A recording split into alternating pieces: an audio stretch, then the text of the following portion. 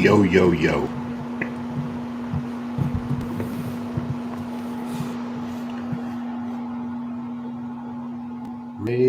Ray's back. He's looking thick. I agree. What up, Ray? Mark?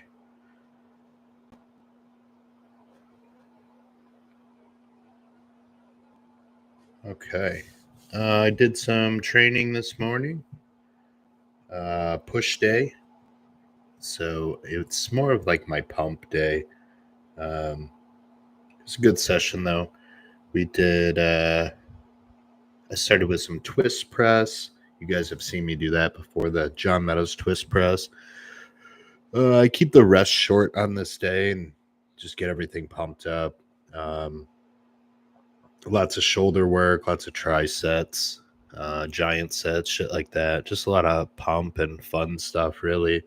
Um, I think I'm like, I don't know, 13 weeks out now, 12 or 13, but um, training's going good. I'm definitely getting hungry, that's for sure. Um, Definitely one of my, I don't know if I've ever been hungry this early on in prep. Um, so that's a new thing. It's not a bad thing. It's just a different challenge, I guess. Um, what up, Brett? Matt, what's going on? Dylan, DLC's in here. All the dudes. What kind of questions do you guys have? There he is. Small Nuts is here. My boy.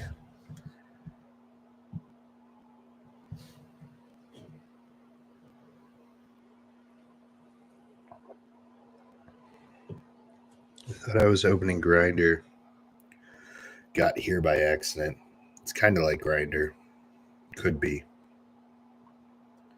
What's one thing, this is from DLC, what's one thing you wish more first time competitors knew before starting a prep for a bodybuilding show? This is such a good question. Um, the first thing, you will not have as much muscle as you think you're going to. That's the number one thing I wish people knew. Um, you're going to have to diet down way, way, way more than you thought. That'd be another thing, another key point. So those two there, you know, realizing you're not going to have as much muscle as you think for a first time competitor that truly wants to get in actual show shape. My type of conditioning that I require of athletes. um, you're not going to have the muscle that you think. And then when we're, let's say, 3-4 weeks out, you think some big carb up is coming, and it's like, no, there's nothing to fill out. Like, love you, but what are we going to fill out? Nothing. You're not going to be bursting full like Jordan Hutchinson. It's not going to happen. Yeah, there will be some form of filling out, so you don't look stringy and flat on stage. But you're still probably going to look pretty stringy and flat on stage because you don't have the muscle maturity yet, and you've never gotten this lean before. So those are all good points there. And DLC, the other thing I would mention is people don't realize the mental battle of prepping. They don't realize how hard it truly is. The number one way to torture someone is to starve them and take away their sleep. Bodybuilding prep does both those things for you. It does it really well. That's literally how they torture people, in like prison camps and shit. They starve them and they don't let them sleep, right? That's bodybuilding. So you're literally putting yourself you're literally putting yourself through torture that you signed up for. So I don't think people understand the extent of how mentally challenging that is. The physical shit's whatever. Yeah, your feet are heavy, you're tired all the fucking time. Hell, I quit my job so I can be better at bodybuilding, you know? Um, so that's another thing. So yeah, between those things, David, I think that covers most of them. You don't have as much muscle as you think. You have more fat than you think. And the mental battle of prepping is just it's just hard. It's hard, hard, hard. It's hard on your family. It's hard on your friends.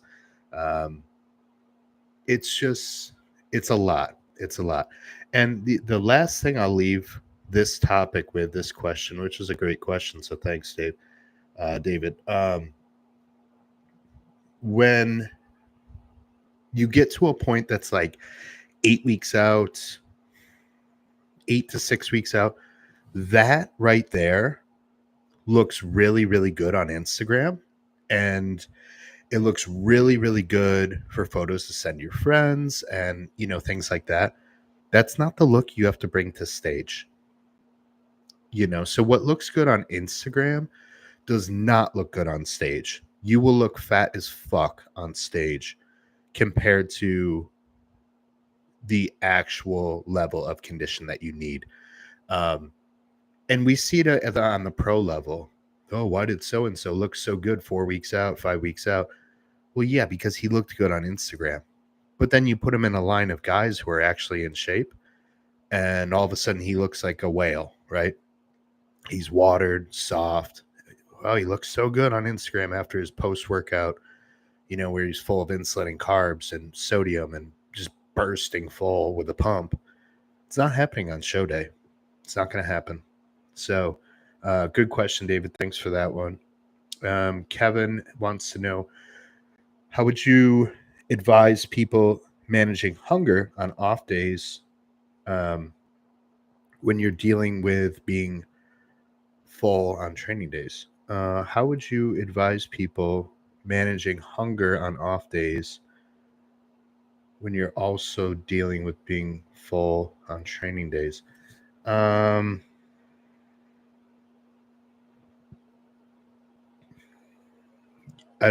don't fully understand the question. The purpose of an off day is to be hungry, to reset digestion, not give your gut a break, so you're not just piling on food, piling on food, piling on food. Your body doesn't require as much food on a rest day. So I would expect people, almost everyone, to be hungry on a rest day. There's not as much food, right? So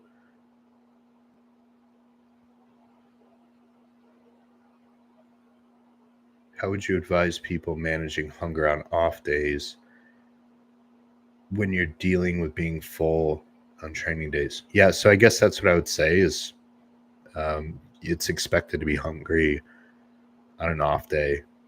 If you're full on a training day, maybe you're rushing through your meals, or maybe you're not spacing them out far enough. Maybe you need to wake up earlier, things like that.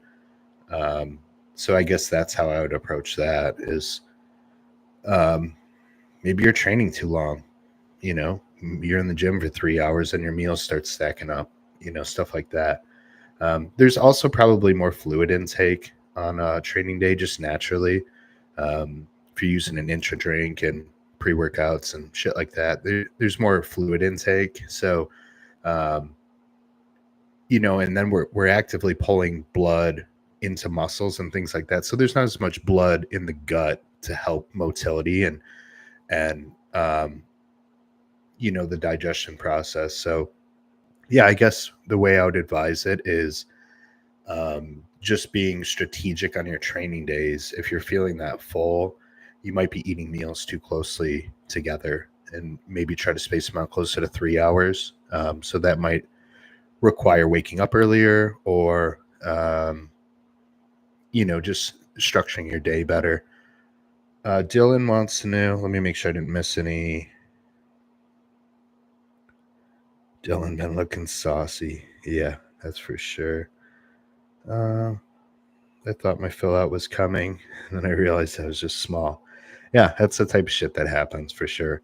I mean, my first show, I couldn't believe how small I was, and still wasn't even in shape the way I should have been. How do you think an extended building phase should be handled, and things to watch out for that can ruin it? Anything outside of prep is a building phase, and even in prep is a building phase until about 10 weeks out, eight weeks out. Things that could ruin it. It's everything that I just made that video about recently, if you saw that one, Dylan. But people just get they get too loose with their food. They start adding in little stupid shit, going out with their friends, and I don't know. I guess it helps that I don't do that shit. I'm a hermit. So yeah, I mean, the number one way to ruin your building phase is getting fat too quickly. So you stop doing your steps, you stop doing your cardio, you start changing your daily schedule, you start sleeping in later, then meals start piling up on top of each other. You're not walking in between meals, you're fat, you're lazy, your sleep is shit because you probably have sleep apnea that's untreated.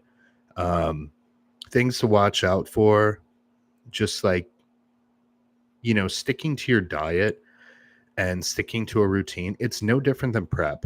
There's no reason a building phase should be treated any different than prep. There can come times where you will lose some insulin sensitivity, and you can do little things to get it back in a hurry. And that doesn't always mean, mini cuts or whatever people want to call them. It could be as simple as just adding in, some 10-minute walks after every meal, adding in, a 20-minute walk in the evening with your family.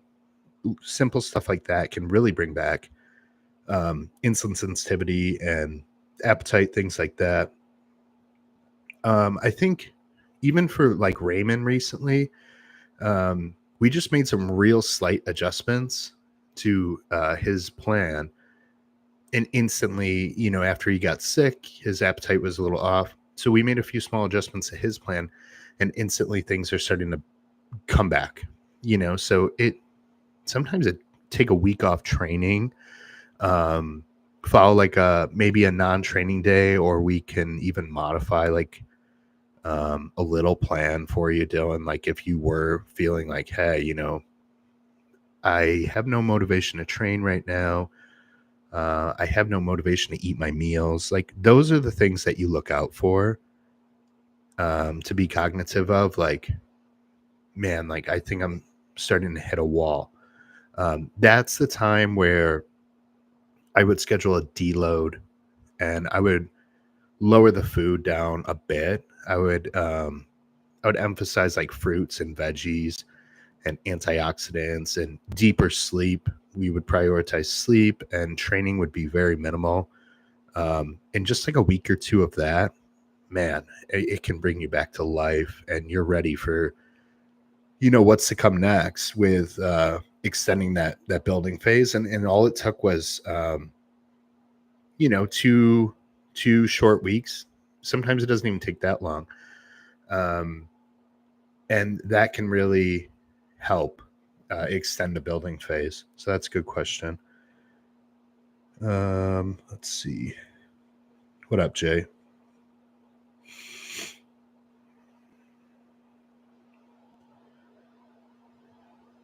Dylan, I can teach you how to run your growth phase. Yeah, Adam can do that. I've done it before. Everyone's got to do it once. When can you tell you actually need a deload, and when you're just being a wuss and need to keep grinding? I don't believe in grinding. I think it's silly. I think it's a word that you just put on a poster. Um, I don't believe in grinding. It's silly. What if your car was grinding? Would you just let it grind? Why would you let your body grind, right? This is a good question, Mark. The number one thing for me when I know I need a deload, and I'm a motherfucker that will just bury myself. I've been that way forever since I started training. So over 20 years now, my primary goal is just to literally bury myself until I matured. And I realized that's not the right way to do things. So when do you know you actually need a deload? If you're questioning it, you might already. But two would be that you lose desire to train. And then there's some days where you're correct. Yeah, maybe I'm being a wuss. Maybe I'm just a little tired. You get into the gym. Once you get moving, things start going fine. That's good. But when you're waking up just dreading going to the gym, that's wrong. That's wrong. That's how you know you're probably hitting a wall and you need to take sometimes a deload doesn't have to be a full week. Sometimes it could be an extended weekend. And that's a good time to get blood work. So if you typically train 4 or 5 days a week, I would do something like this. What I do a lot of the times is I'll take off Friday, Saturday, Sunday, and get blood work Monday. So there's a little mini deload, I would call it, and I use it as an excuse to get blood work done. So that's kind of how I structure when I get blood work done too, is when I start running into that feeling of man, I don't really want to train. I can't get a pump. The desire to train is just not there. And it depends on the time of the year too. In prep, that shit's going to happen all the time. At that point, you just need to show up and get what you can done and just don't get hurt. So I hope that helps, Mark.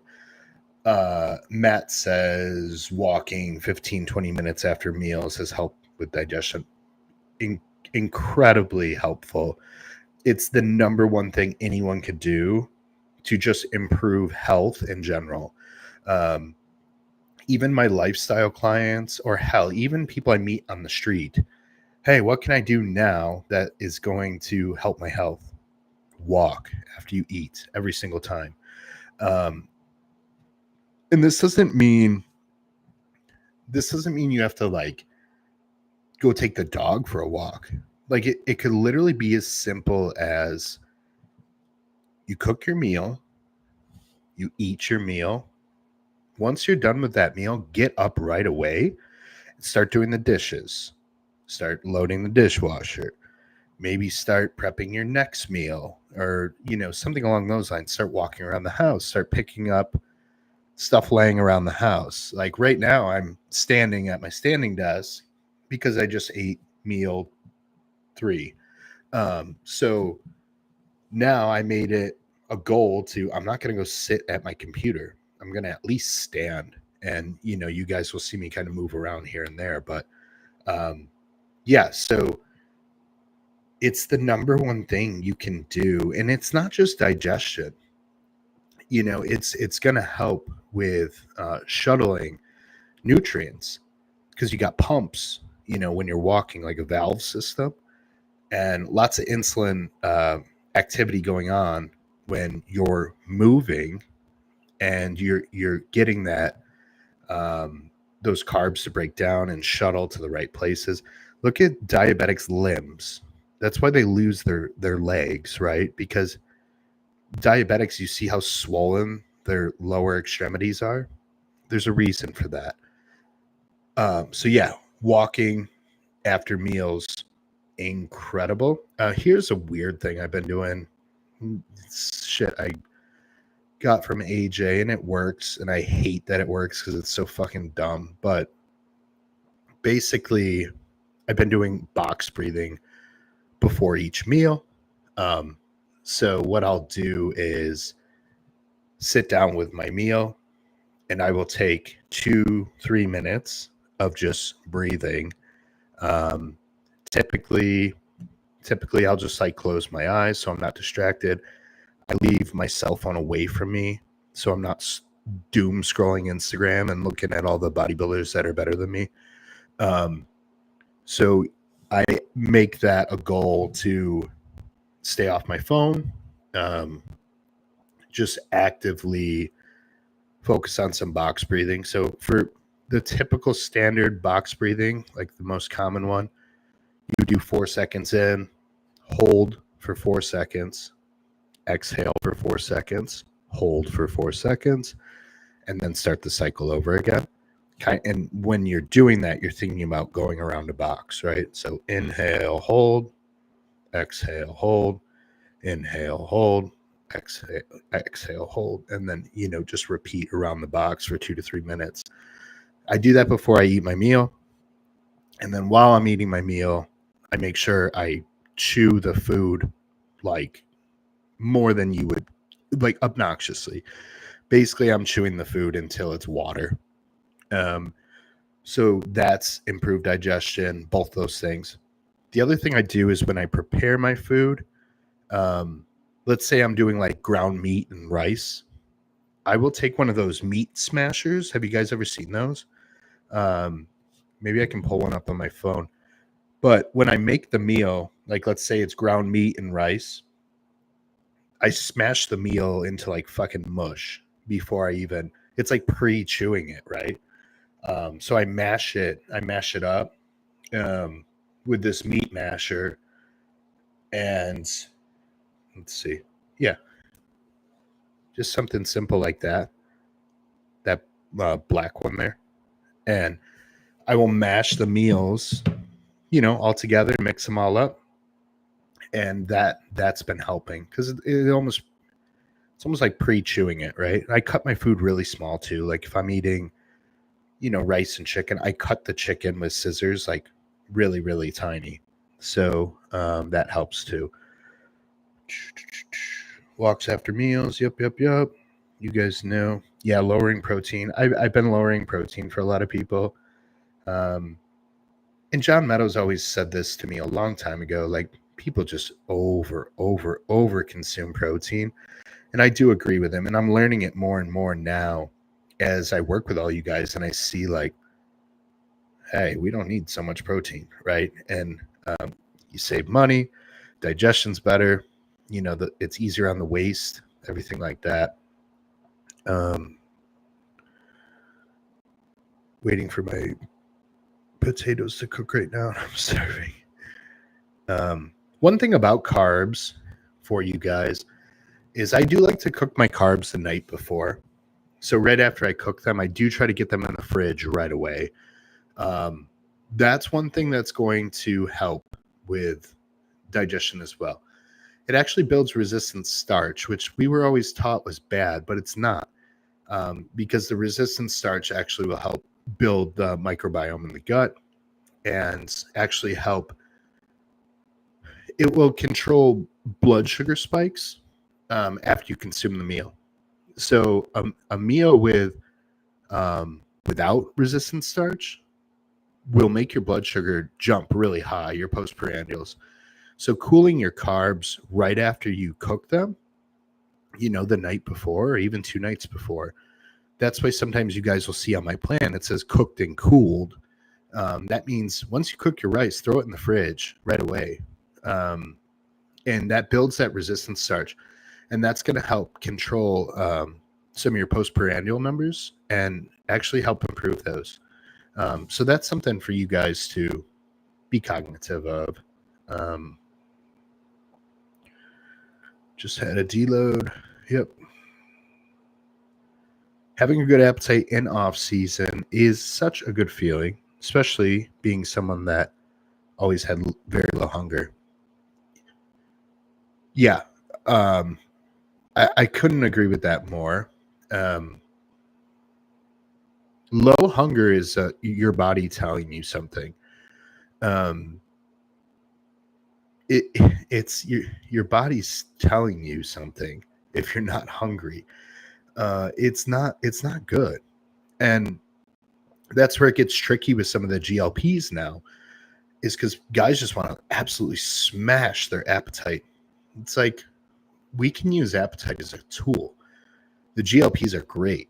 I love them. I think they're a great tool. I used to be against them, and it was very silly of me, because now I've used them myself, and I can see what an excellent tool they are when they're not abused, right? Like anything else, the answer is always in the middle. But you do still want to maintain an appetite. You don't just want to keep pushing up your GLP dose so you feel like you never need to eat again. Like, that's silly, because appetite is such an incredible tool. It tells us a lot about what our body's doing, how it's processing food, what it needs, things like that. No binge shaming here. Yeah, Raymond's had some in his day. I have too, I promise. There was one prep. I couldn't even fit in my Crocs. That's how much water retention I had in my lower extremities. My feet were so fucking fat. They looked like, footballs. And I couldn't even fit my feet in my Crocs. And if I did get my foot in my Croc, when I would take it off, you'd see all the holes on top of my foot, like indents.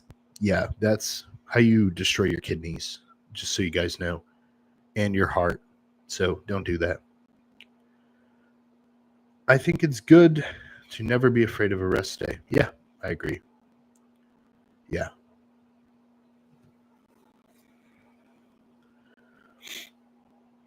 Yeah, so if it's one day, Mark said, I have experienced this before. I mentally do not want to be there. If it's just one day, it's like, it's just an off day. When they start streaming together, it's like, I don't know. This is a bad sign. I've had years like that, where I didn't have a choice, where I had to train because of my schedule was so crazy. Most of my training was shit, but I had to show up. I had to do it anyways. I just didn't have a choice. And what am I going to deload for the rest of my life until I feel ready to train again?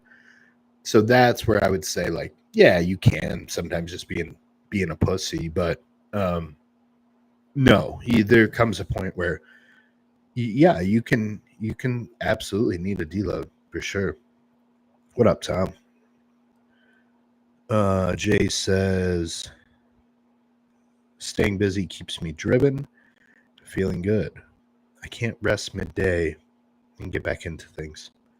Yeah, I agree with that. Yeah, Ray does the same thing with the chicken, cutting it up real tiny. Oh, thanks, Adam. Sorry.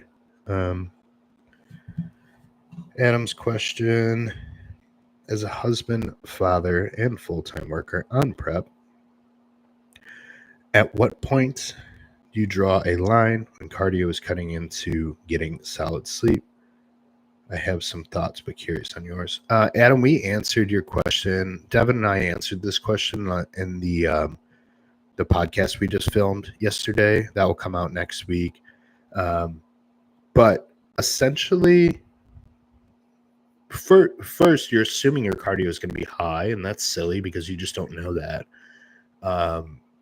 But no, you don't sacrifice sleep for cardio.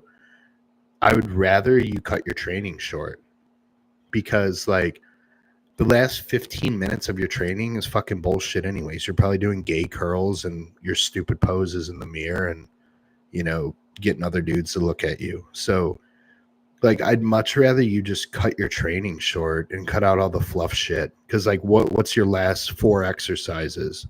Bicep curls and whatever, some dumb shit that doesn't matter. So I would just skip all the fluffy, stupid shit, get your meat and potato training done, and go do your fucking cardio. Don't skip sleep. That's stupid. You already don't sleep as a husband, a father, and a full-time worker, so don't fucking make it worse.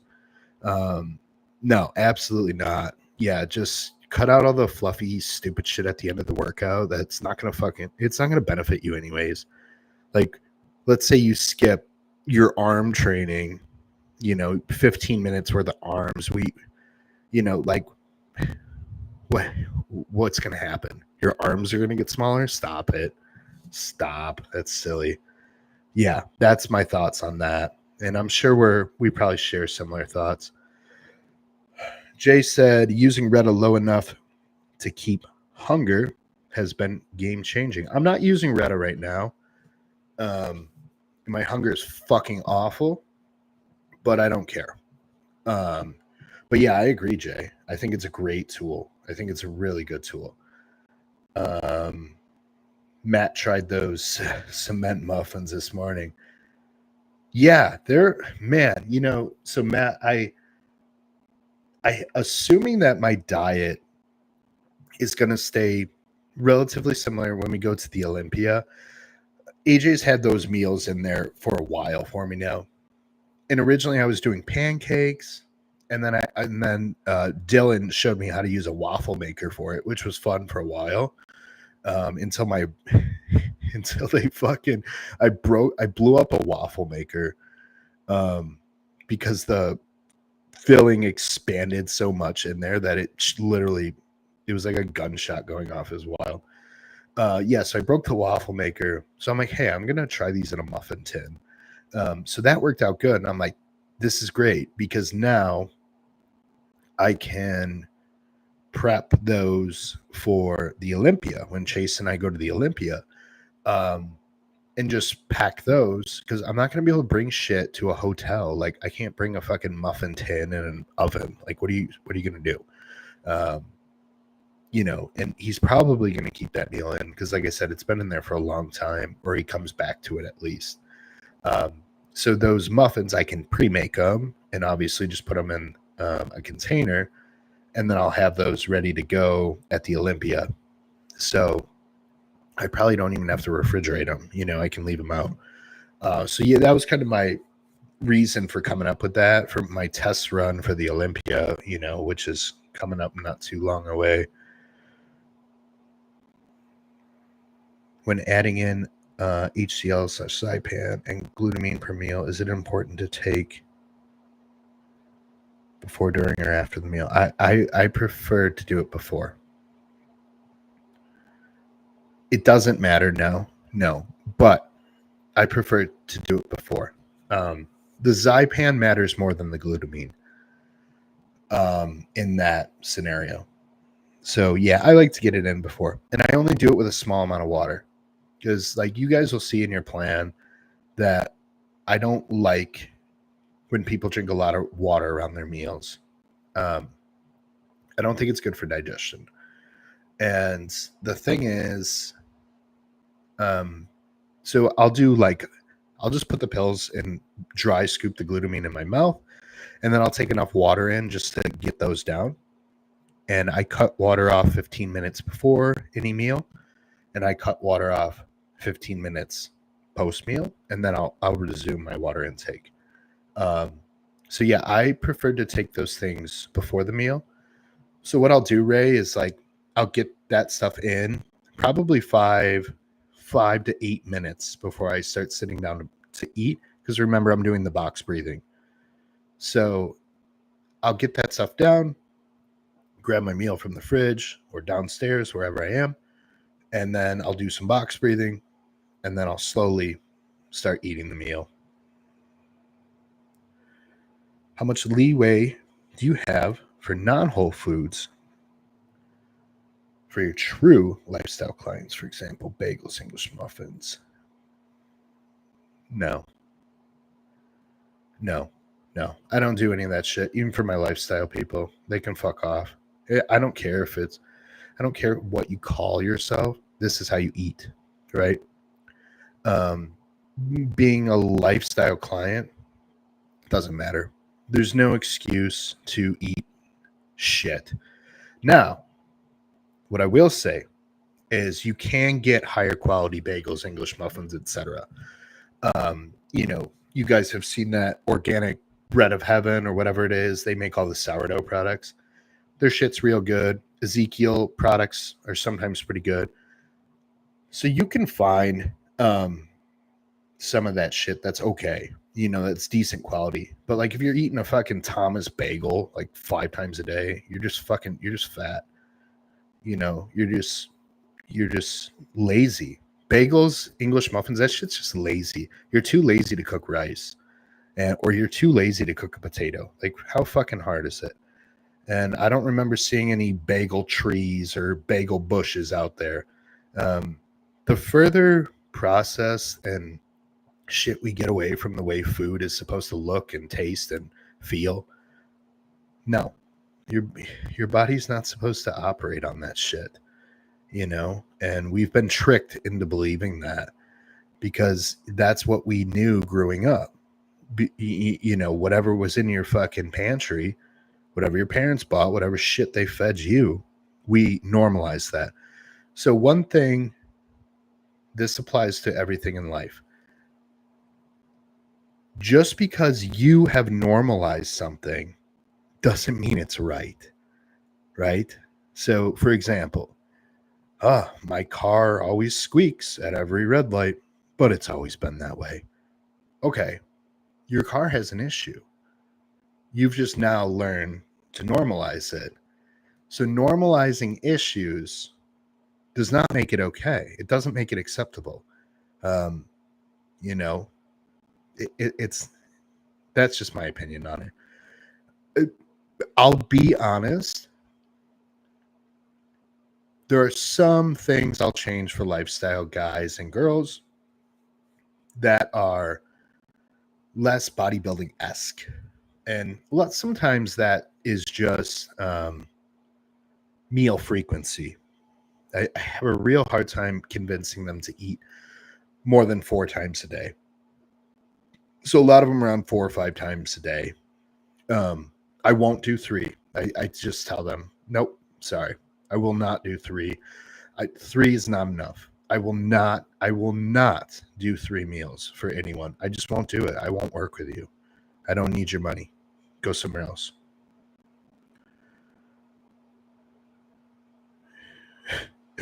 Doing your gay curls. Yeah, curls are gay.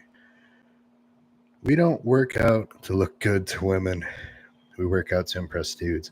I work out in my basement, so no one can see me anymore. That's where I like it. It's true, though. I've maybe had, like, I don't know, 5 women in my entire life be like, oh, dude, you look good. Like, cool, thanks. I don't care. I have a wife. Fuck off. Yeah, it's everyone's last 15 minutes of training at them. Like, stop. It's good, though. You know, it's good because we can cut that shit out. And,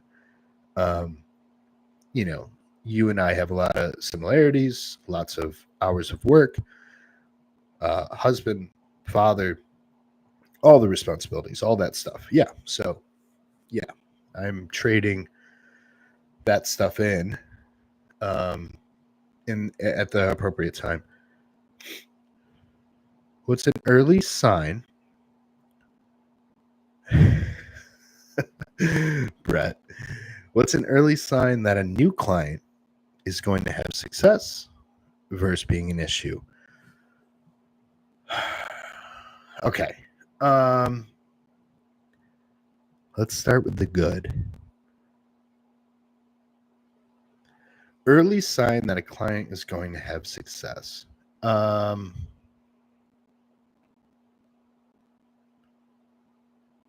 Man, I wish it was so cut and dried, but it's not, because I've had clients surprise me.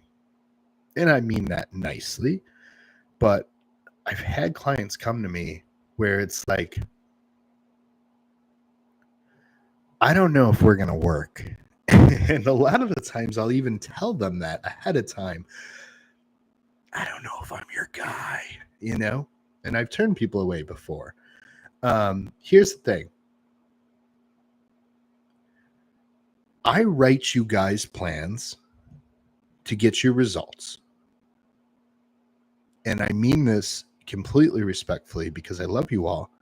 You guys do not pay me to mentor you on why I'm making changes I'm changing, on why I'm doing this and this and this, on why I'm doing this, this, and this. So when it starts to become a battle of just questioning everything, you didn't pay me for a mentorship to teach you what I've learned over the last 20 plus years. Love ya, but that's not the agreement we signed up for.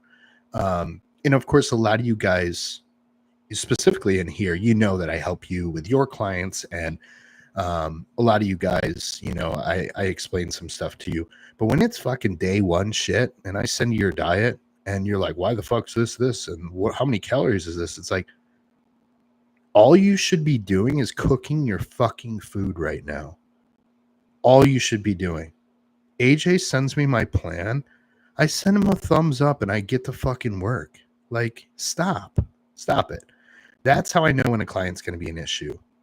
When everything is a battle or a debate or a question. And that doesn't mean I don't want you guys asking questions. Like, then they get offended. Oh, I feel like I can't ask you questions. Like, no, just don't fucking ask stupid ones and we'll be good. Right. But again, you didn't pay for a mentorship, right? When you take your car in to get it fixed, we're on the car thing today for whatever reason. You take the car in to get it fixed. Hey, sir, this is what's wrong with your car. Here's how much it is to fix it. Okay. Can I watch you? Can I help you? Can I hold the tools? Can I give you suggestions on how to fix it? No. Fuck off. We're going to fix your car. We're going to do it right. We're going to do a great job. Then we're going to deliver the car to you safely, and it's going to run great. And hey, I'm even going to give you a warranty. Oh, wow, you do that for me? Yep, I would. Great. That's an agreement there.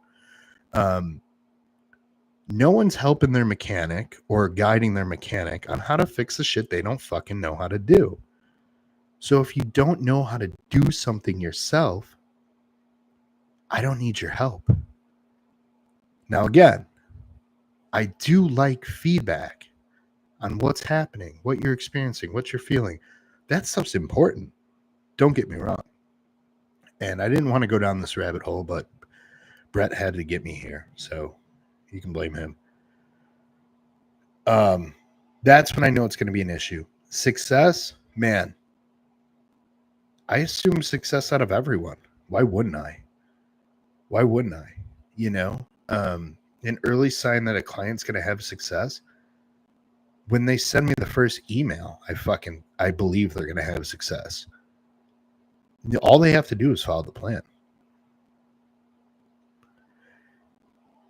And then a few weeks in, when I notice they're not following the plan, or this meal's an issue and I don't like the taste of this, and it's like, you gave me your food list, So some of that stuff, yeah. But no, I assume success out of all my clients, and you guys have seen the track record at this point.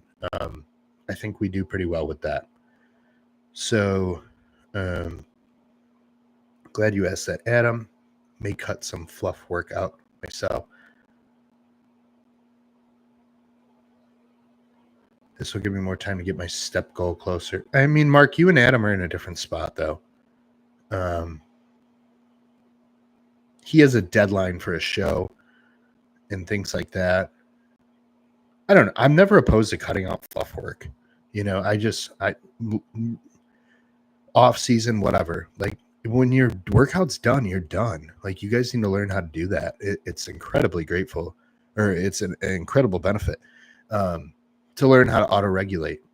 If the workout's done and you feel like you got everything you needed out of it, why just keep smashing your fucking head against the wall? It's already done. Lifestyle means you are living the lifestyle. And there's a difference, and I will be fair about this. There's a difference between what Smalls is saying with the average soccer mom or whatever. I don't want to put people in strange demographics, but there is a difference between that and someone who still wants to abuse PEDs, but then they don't want to live the lifestyle. It's like, well, then you don't get to take the drugs. You don't get to take them. You don't get to do some of the lifestyle, the shit you like, but you negate the stuff you don't. So if you're going to live the lifestyle and call yourself the lifestyle and post on Instagram your front double bicep that will never be on stage because you're a lifestyle guy, Stop taking the drugs if you can't follow the diet. You know, it's that simple. You don't get to take the drugs then. Stop. You don't get them. It's not my fault. Lifestyle clients are the exact same with the exception of the last 8 weeks. Yeah, I mean, that's kind of how I look at it. Like I said, I do have clients who are absolutely completely lifestyle folks. Guess what? They don't use any gear. They don't take any drugs. And they still follow my diet. And they still get great results. Some of them are on TRT and stuff like that, but actual TRT, real TRT, not fuck, I'm going to throw in a little Anavar. No, they're actually taking TRT. And they're actually living as a lifestyle client, meaning they go to the Planet Fitness, the local Planet Fitness for 20, 30 minutes a day, because that's literally all they can do.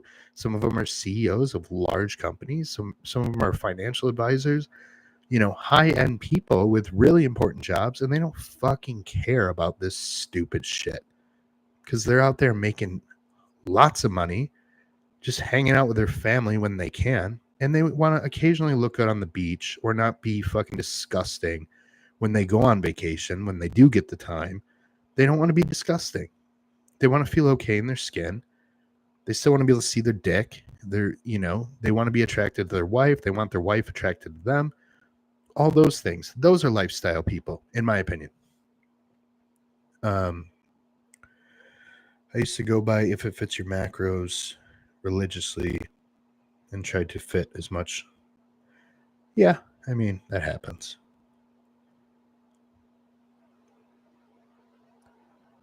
Exactly, Mark. Some of the free meals in peak week, we are doing much of the same. Jay, If It Fits Your Macros is stupid. I have no desire for my meals to be any different, even if it's good whole foods. I don't disagree with Jay here. Here's what I would say, Jay. When it can work is for people who travel a lot and they get caught in tricky situations at times. That's when it can work, or yeah, I mean, some people are just more busy than us, Jay. I'll be honest, and I'm a pretty busy guy most of the time. Not anymore. I'm retired now. Just a full-time bodybuilder now. So that's cool. But yeah, If It Fits Your Macros can work very well. It works especially well when you fit those macros with really good foods, right? That were picked or grown or killed or caught. Then it fits. Then it's a really good plan. What I'm learning, and you guys have seen, a lot of you have seen this shift if you've been with me some time now. What I'm learning is coaches that prescribe macros, they're doing it because it's easier, it's quicker, and they're being lazy. And they're really missing a lot of low-hanging fruit on ways we can optimize the plan outside of just changing macronutrients. Yeah, we can get people in shape. Okay, great. What's their blood work look like? What's their digestion like? Can we get them deeper sleep by the food choices we make as night is coming near? Why do guys wake up to piss in the middle of the night all the time? Well, they have a blood sugar dump. Why? It's because they had cream of rice and honey for their last meal. And that's it, right? Because it fit their macros. And it was too fast. They had a blood sugar spike and dump. They had to pee in the middle of the night 5 times because of things like that. So when you prescribe macros, there's a downstream negative effect of things that could have been preventable, such as every single bodybuilder nowadays is all of a sudden on an ARB, telmisartan or olmesartan or valsartan, whatever it is. What if they're just not eating enough potassium? And, what if we can find ways to get more potassium in their diet? And that can correct that blood pressure. Not always. And I'm nothing against ARBs. I use one myself. But that's stuff to think about when you send out a macro plan. And man, food is medicine. There's so many different foods that can do such powerful things. And when you leave it up to the client to make those choices, they make bad decisions. They make bad decisions, and they continue to make bad decisions. And then you find out about them later.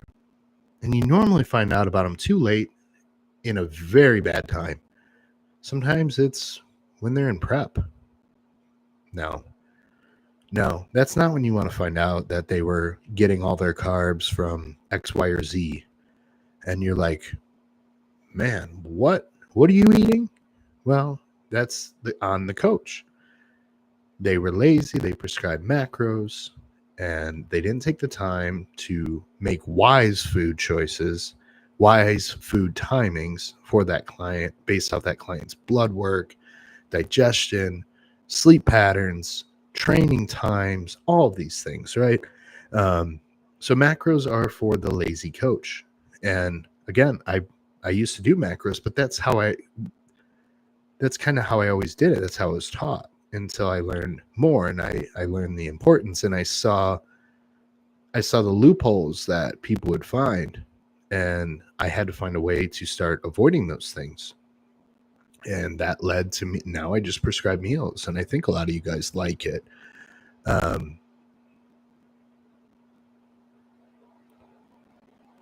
I was definitely guilty of this starting out.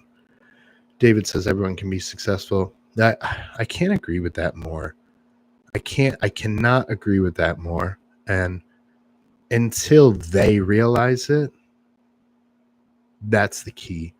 And that's the difference between a coach and someone that just sends out a meal plan. A coach is going to help people identify, where their issues lie and try to help them get through those the best they can. At some point, you just gotta lock in, right? But absolutely, everyone can be successful. We're surrounded by successful people in the community that we're in. So we're grateful. We should be extremely grateful for that. Because, man, we live in our own little bubble, kind of.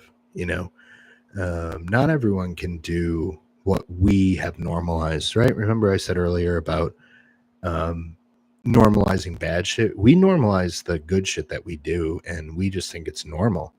None of the shit we do is normal. It's not. But we've all normalized that. So same exact concept, right? So yeah, David, everyone can be successful. Absolutely.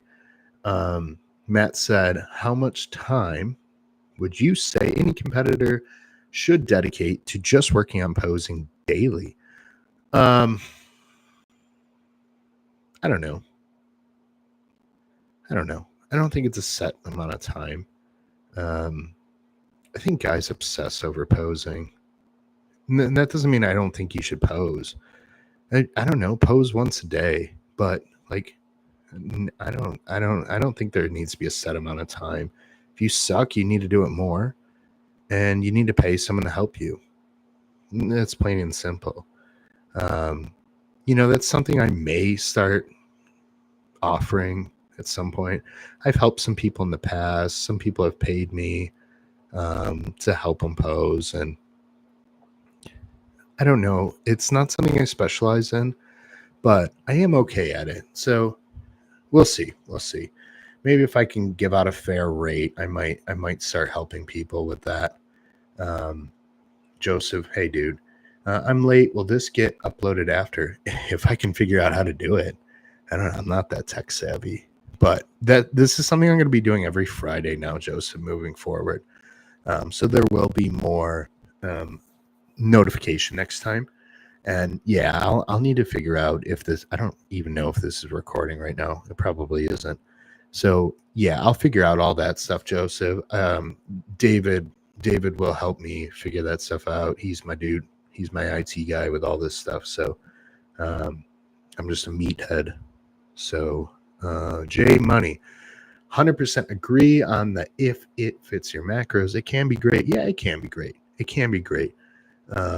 I think it just often gets used without rules. People will always find the loopholes, Jay. They'll always find that. And part of it is everything kind of gets twisted upon delivery. So like if it fits your macros, when it first came out, it was literally just as it sounds. If it fits your macros. So you would have macros and a food list, and you would fit your macros with the food list. Then some wise cats out there, well, Pop-Tarts are carbs. Then some MyFitnessPal apps come out, and now everyone is an if it fits your macros superstar, and all of a sudden everyone's eating fucking Pop-Tarts and Swedish fish. And I don't know, fucking Lunchables. It's crazy. But that's what happens. Look at how messed up things get as they get passed along, twisted, and people put their touch on it and turned around. The carnivore diet. Oh, you just eat red meat? Yeah, you do. Okay. What about bacon and butter and cheese? Well, that's not red meat anymore. But okay. Well, keto, you just eat high protein, low carb, right? Actually, no, it's not that at all. You eat really, really fucking high fat, like 80% fat. Most of the time, that fat can't come from peanut butter that's stuffed with sugar. So, like, all this shit gets muddy as it gets passed along. But, like, if you look at the origins of some of these diets, they're actually quite great. And the problem is people get a hold of them and fuck them up. You know, and the New Testament of the ketogenic diet comes out, and all of a sudden people are eating 500 grams of protein, and it's all converting to sugar anyways. So that's not keto anymore at all. It's not even close. It's literally opposite. So yeah, that's what happens along the line of methods. And look at dog crap training. Like, no one even knows what the original dog crap training looked like because it got twisted and prodded and torn apart and rebuilt so many times that, like, no one even knows what the original looked like. I've seen it. It's nothing like what people are doing now. But that's what happens. People put their own twist on things, and so said this, and this is how it works, and blah, blah, blah, blah, blah. Yeah. And then it ends up, you know, the recipe started a chocolate cake and it ends up whatever the fuck it is over here, right? So yeah, it gets often used without rules. I agree. Mark said his nocturia, nighttime urination, has completely stopped since switching over to the new plan. I'm happy to hear that. These are all things that I take into consideration when I'm building the plan. So that's good stuff there.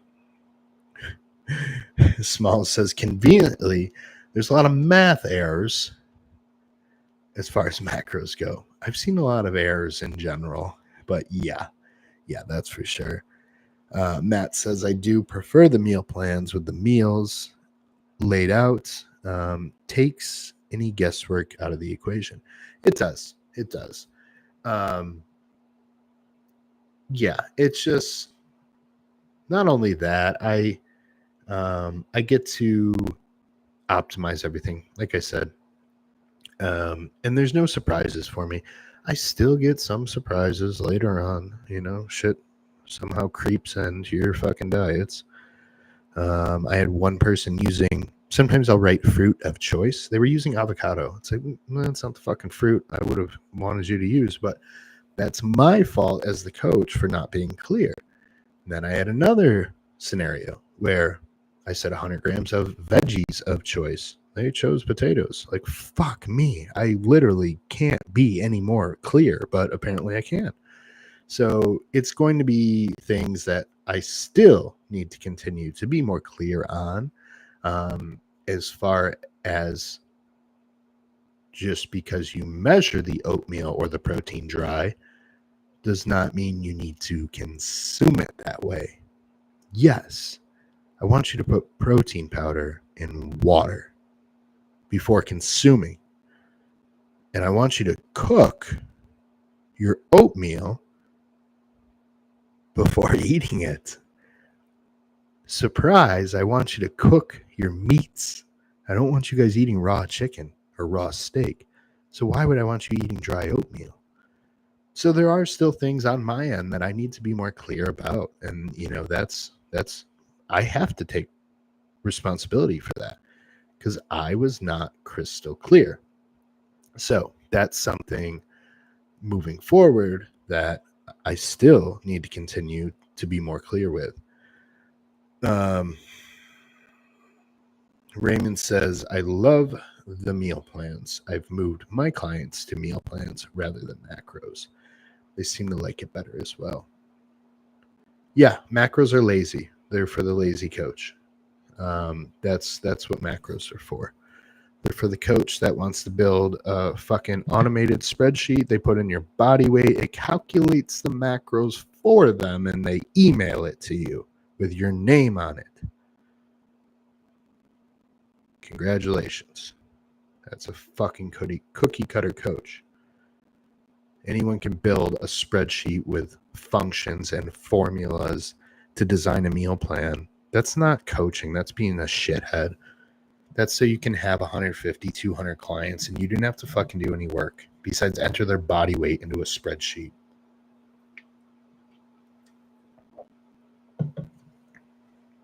That's how people are building cycles for people now, too. It's crazy. I've seen one coach. I got a few of his clients. They were all on the same fucking cycle. I'm like, okay, I guess. And their peak for the show, they all took the exact same thing for the contest. Same amount of diuretic, same amount of carbs. Huh? You ate the same amount of carbs as him? And she ate the same amount of carbs as you? Oh, okay. Well, all right, whatever. And you both took how much diuretic? All right, cool. Got it. Gotta write that down, use it for my clients now. Okay. New meal plan, much less stressful. Even for the grocery shopping. It is, Mark. Yeah, it is. It's real nice for the grocery shopping. And the meal prepping, dude. Like, fuck. I put my pitchfork down and I'm now letting you guys weigh stuff cooked. Besides, the occasion of dry proteins, carbs. Some of the carbs are dry. Rice, I'm having you weighed cook rice. That's a fucking nice guy there. I'm saving you a lot of time. A lot of fucking calculator plugging and all that shit was great that I taught you guys. But we can get away from it now. And, let me just simplify. Like, it takes a lot out of the day to, like, you guys shouldn't have to be doing that much work on your end. Like, when a coach sends you macros and you have to fucking do, rocket science to figure out your meals, and then you got to plan 6 of them. Fuck you. You suck. Right? Just send me a meal plan. Let me just weigh this shit out and be on my way. Focus on my training, and my sleep. Shit like that. Got to run. Closing in on Chicago. Thanks for the Q&A. Shoot you a text later. Brett is in Chicago for the weekend. So him and I are going to train together tomorrow. So that'll be fun. Man, been loving the training. This is from Diesel Dave, my boy. Been loving the training videos. You have some of the best advice on pushing toes through your shoes on the leg press. That's a game changer for me this week. That's a good one, Dave. Yeah, almost like a static leg extension, the entire set. I do it on my hack squats too. It's brutal. I'll post my leg workout maybe today that I did Wednesday. I got to stay up on that shit. I'm trying to get you guys videos. My goal is to get like 5-6 videos out a week, just whatever. So if you guys do have ideas or things that you want to hear about, let me know so I can get that stuff rolling.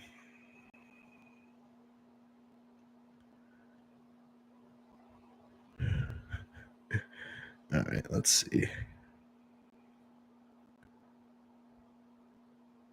I can notify the clients through the forum as well. Awesome, David. Thank you. People can't do math. Whew, man.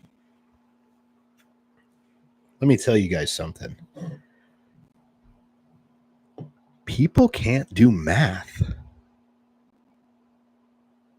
I promise. They cannot do math.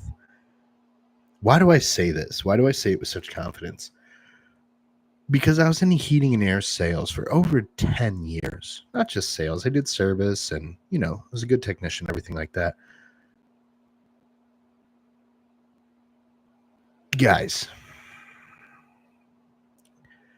if a furnace and an air conditioner, both of them together, whole heating and air system, is $12,000. Okay, cool, good. Okay, Tommy, that's good. I want to finance it. Great. What do you offer for financing? I have a 15-year loan at 12.99 with no prepayment penalties. You can pay it off early. Okay, that sounds good. Okay, so what should we do? Yeah, I want to do that. Okay, so just so you know, let me give you a rough idea of what your monthly payment will be over those 15 years. Okay, and so we're talking about $12,000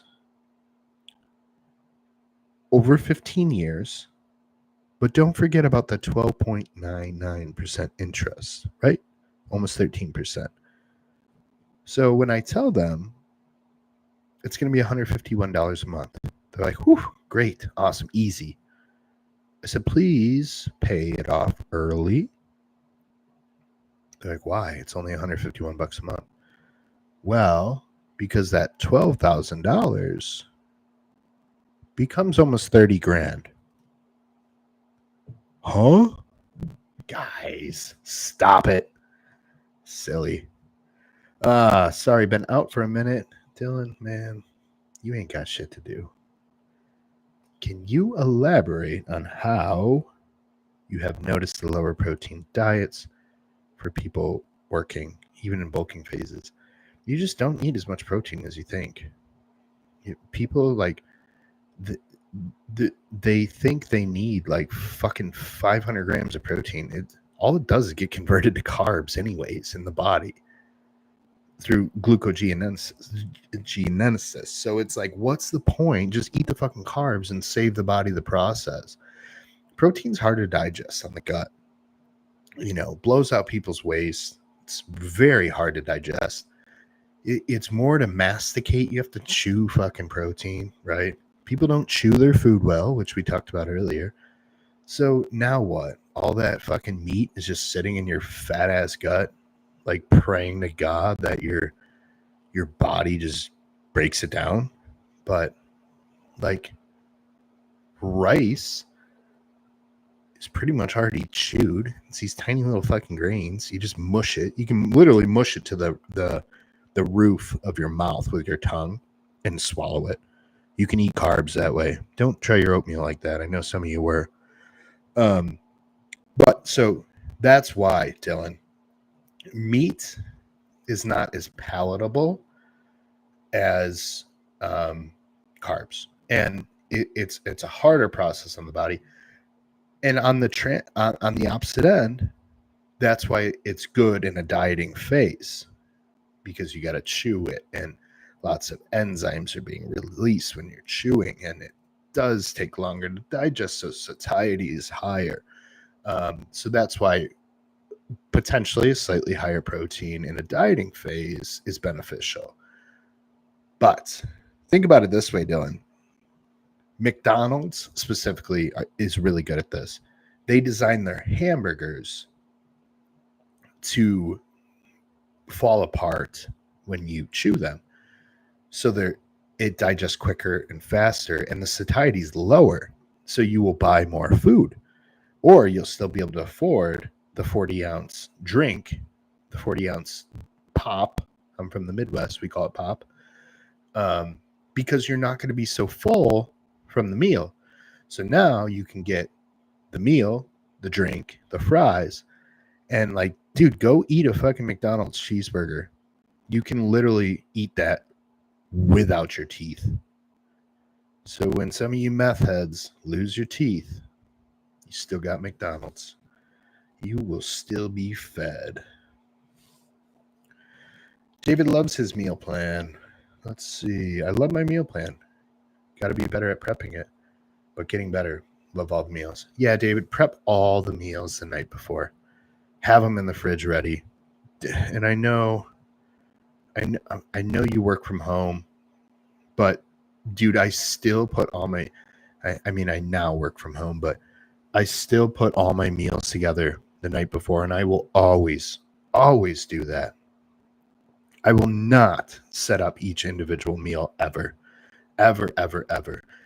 My last meal, typically I cook fresh because it's a fucking muffin things.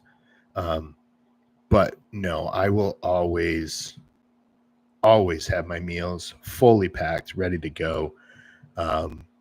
Every day. I do it for the weekends, no matter what. I treat every single day the same.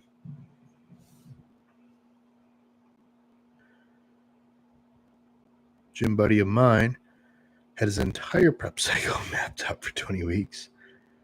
Made 0 sense to me.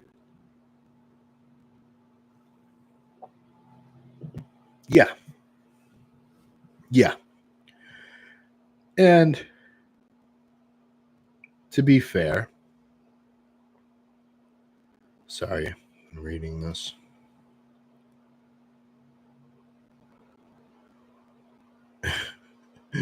Someone accidentally called me because I was trying to text someone about a Porta-John, and Siri thought I said call Tommy John.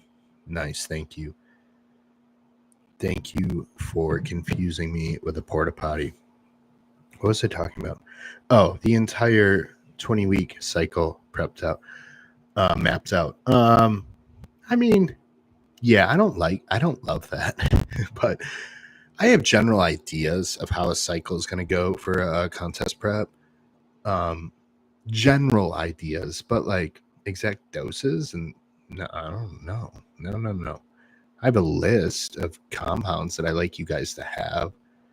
So then when I say, hey, what do you have? It's like, well, I got this. Okay, cool. Let's use that. Speaking of, guys, don't ask me what gear to order. I don't care. Just get the ones you like.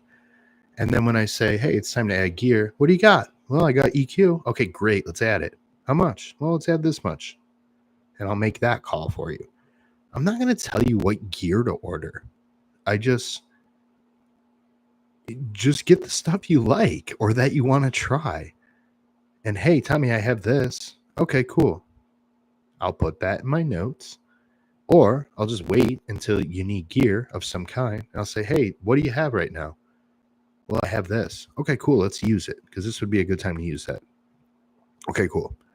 So when you guys ask me, hey, I know what gear should I have for the off season? I don't know. Just a ton of tests and whatever else you want, and I will make it work because food makes you grow, not gear. Just be on gear. Whatever gear you have, whatever's in your fucking whatever, wherever you keep your gear, whatever's in there, that's what we're using. I got this. Okay. Do you do okay with it? Yeah. Great. That's what we're using. Guys, there's no special secret cycle. There's yes, for prep, I want you to have certain compounds if you're comfortable using them. And I do send that list at the beginning of a contest prep. No, don't text me for it now. I'm not sending it to you now. But yeah, when you ask me, hey, what gear are we going to run for the off season? What are you running now? Well, I'm on test and EQ. Oh, that's what we're running for the off season. Sorry. Not exciting, not sexy. None of this shit is. None of this is. It's just day after day, groundhog shit. And when we need a little more gear, we just add whatever you're on. You just increase it. And then if we do find a reason to add something else, then we'll make that call later. But what gear should I have for the off season? Whatever you like. Have test. Have growth hormone if you use that. Whatever anabolic you like. If you use insulin or if we've talked about it, maybe you can have that. If you have an oral that you like, maybe have that. Whatever you like. Peptides? Sure. Which peptide should I order? I don't know. But use code Tommy. Order them all. Don't care. Don't care. Don't care. All that shit works. All of it. Just pick the stuff you like. I can help you decide, but when you guys say, hey, I'm about to make an order, what should I order? I don't know. Same shit you always run. It's probably going to, like, you guys have the same grocery list every week. Why would gear change?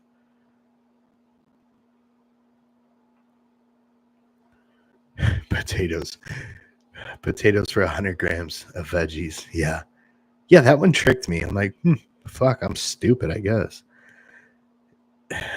Yeah, mapping out the cycle for 20 weeks is wild. I see it. I know the coaches that are doing it. I see it. It is wild, Dylan. Yeah. That was his previous experience. And it's funny because, like I said, I've seen the cycle, the same one, to the milligram across 5, 6, 7, 8, 9, 10 different clients with the same peak protocol. Diuretics already prescribed at 20 weeks out. Fuck. That coach has a crystal ball that I don't have. Man, that must be why they're better than me. Must be why they have more clients than me. So I'm going to keep looking for that crystal ball. You guys let me know because I could use one. I definitely love being able to weigh cooked and not have to do the math. Yeah, man, it just makes everyone's life easier. That's partly my goal. Not really. I don't fucking care. I just want you guys to get results, whatever that takes. Zero blood work pulled. No context at all. Just prescribed AIs and gear. No reason. Yeah, he's probably reading it off a spreadsheet somewhere. Or he probably just sent the cycle that he did for his prep to the client, Yeah, dude, man, my training has been so different lately. Very, very, like Zen, like meditative, just really dialing in and trying to connect with the muscle the best I can. So it's been going well. This is probably some of the best training I've had in years. And I don't know when I got away from this because I used to do stuff like this. And people would, man, I've always thought outside the box when it comes to training. When I was training for powerlifting, people would typically do like linear progression programs, right? Or certain programs by certain people. And I was always a conjugate guy. And I was the odd man out. Everyone's conjugate doesn't work for raw powerlifters. Yeah, it does. It works really well. How do I know? Because I got really fucking strong. I got stronger than all you guys, and you're doing this same stupid fucking program. So to say my shit didn't work, who the fuck are you? It worked for me. I'm stronger than you, right? So, I don't know. Do the math. So now, when people see me training, I had a guy when I was still training at Lifetime. Do you ever go heavy? Like what? Like what? This dude was like, I don't know, older guy, nice guy. Won't make fun of him too much. But I'm guessing you could guess who had more muscle than who. And I'm just like, no, I don't always train heavy, or I don't always train light. I just go by feel. Why is that so wrong? Oh, you'll never grow off doing that tempo stuff. I've heard people say that. I don't know. I've put on quite a bit of muscle for the last couple of years. When I put on almost 20 pounds of stage weight with Skip in our last prep. All my training was done like time under tension type shit. Like half the time I wasn't even counting reps. I would literally set a timer. Chase and I did a workout like this together. I'd be like, oh, Chase, we're going to do lat pull downs. Okay, cool. And he would go, and I would just set my timer. All right, go for a minute. Just keep the muscle under tension for a minute. So he would go for a minute. He'd be like, fuck, that was sweet. And one of our back workouts, we did our entire back workouts just for time. We didn't count one rep, not the entire workout. And we both had a great workout. So it's important to think outside the box. And at the end of the day, you just need to stimulate the muscle, you know. So you don't all have to train like Branch Warren, as much as I love him. And sometimes I do train like him. But pushing and pulling through mud, that's a good one for me, Mark. That one resonates with me well. Yeah, that one works really well for me too. It just it makes sense. Prep cycle mapped out is an air ball. Yeah, that's rough. That's rough. So much can change. It will. It will. Weighing stuff cooked is life changing. It is, man. It is. It's so much better for everyone. It really is. Yeah, David says it's soda. David's in Michigan, I think. So some of you in Michigan are still calling it pop. You fuck. So don't lie to me. I heard meth. I'm not going to say that name. I'm not saying that name here, Raymond. Yeah, McDonald's are the 2-bite burgers. Just mash them to the roof of your mouth, and they fall apart. You can just swallow them.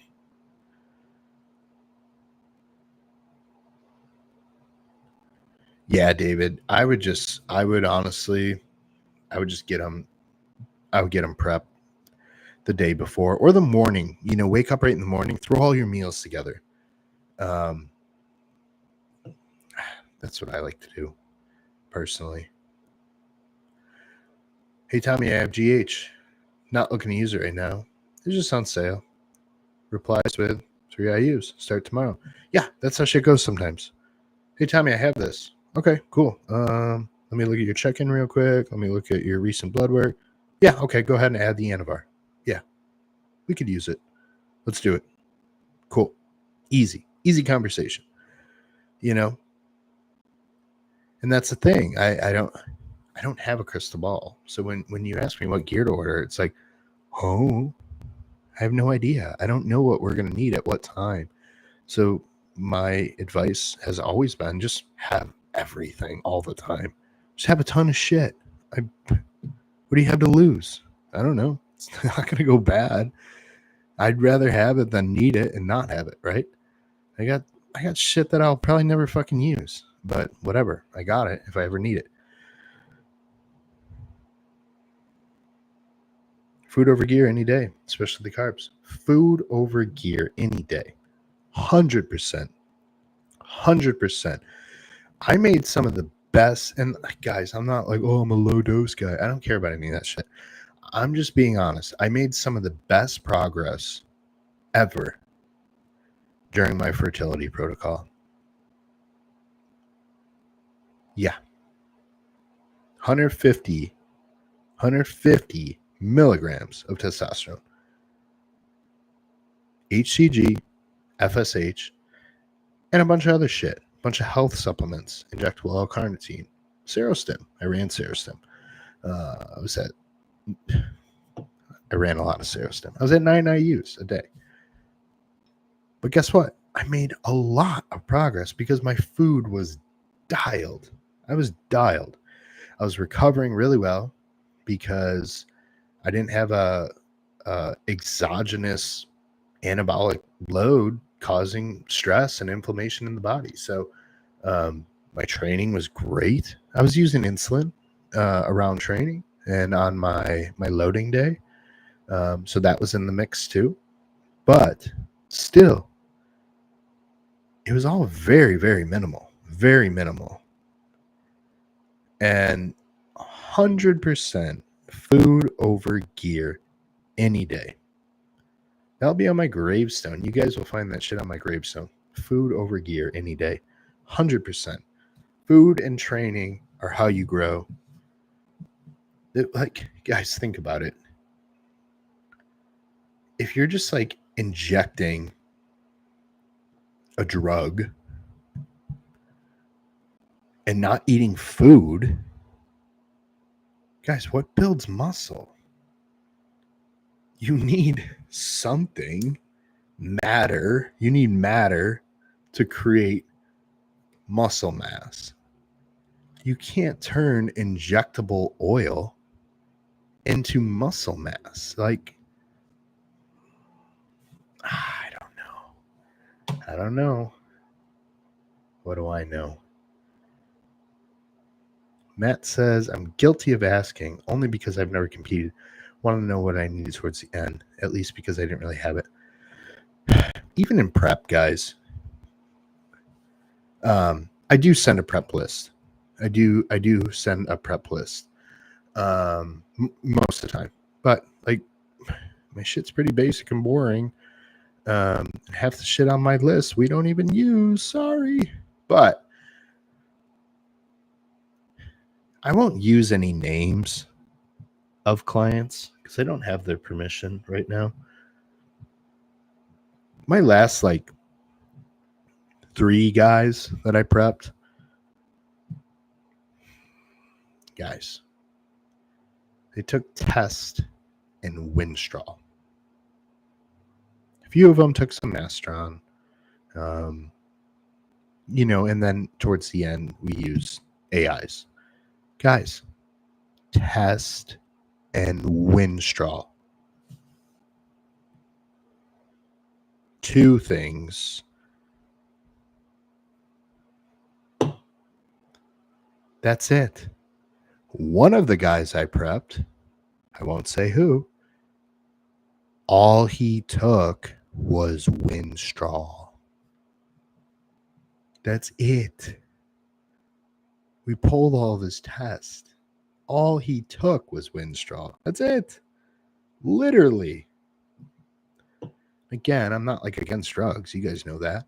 But like, sometimes you guys gotta zoom out and think about this for a second, Since cycles came up, what is your opinion on high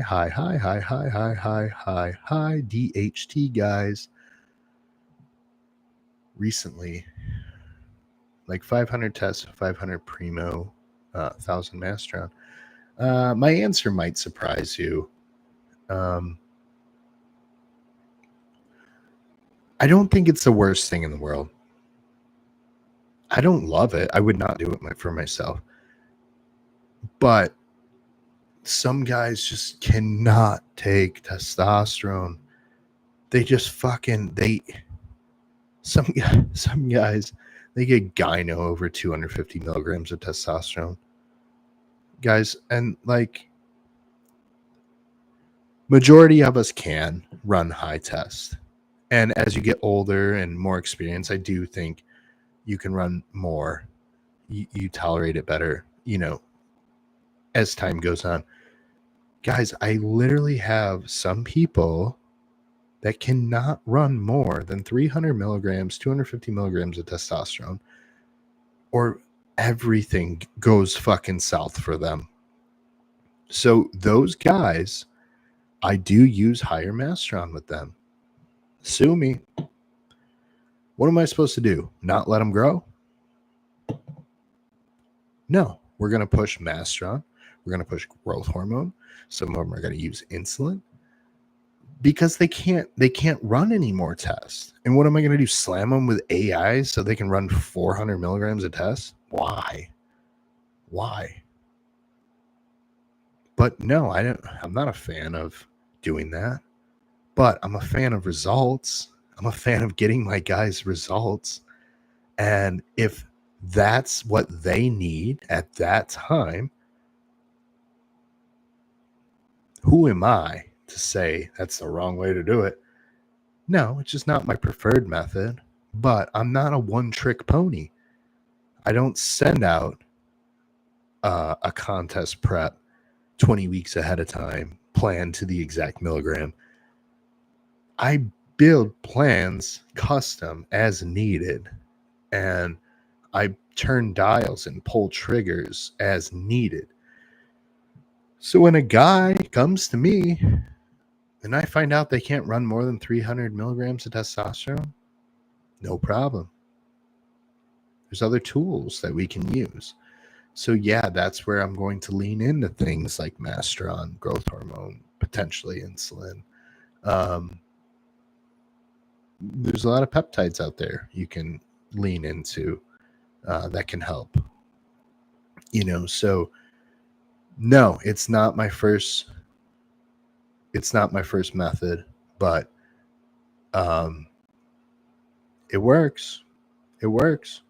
It does when you need to do it that way. And you don't have a choice. What are you going to do? So yeah, it's not like my standard protocol or approach, but like I said, I'm not a one trick guy. And it definitely works. So, and a lot of those guys that even say that they're doing that, some of them aren't. They're still running high tests.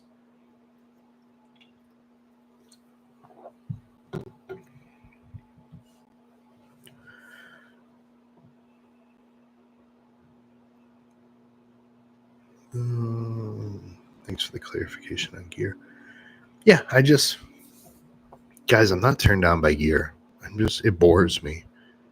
It's boring. Just, I don't know. Yeah, and I don't take the approach of like, I'm not going to help you write gear cycles. Like, of course I will. There's coaches out there that won't. There's one coach in particular. I don't fucking. He's never helped anyone with gear. It's like, oh, it's kind of. I don't want to say pointless, but that's kind of shitty. It's just when you guys ask me for a shopping grocery list on what gear to have, it's like I don't, or what source to use. You guys know where I get my gear, so like, go use those sources.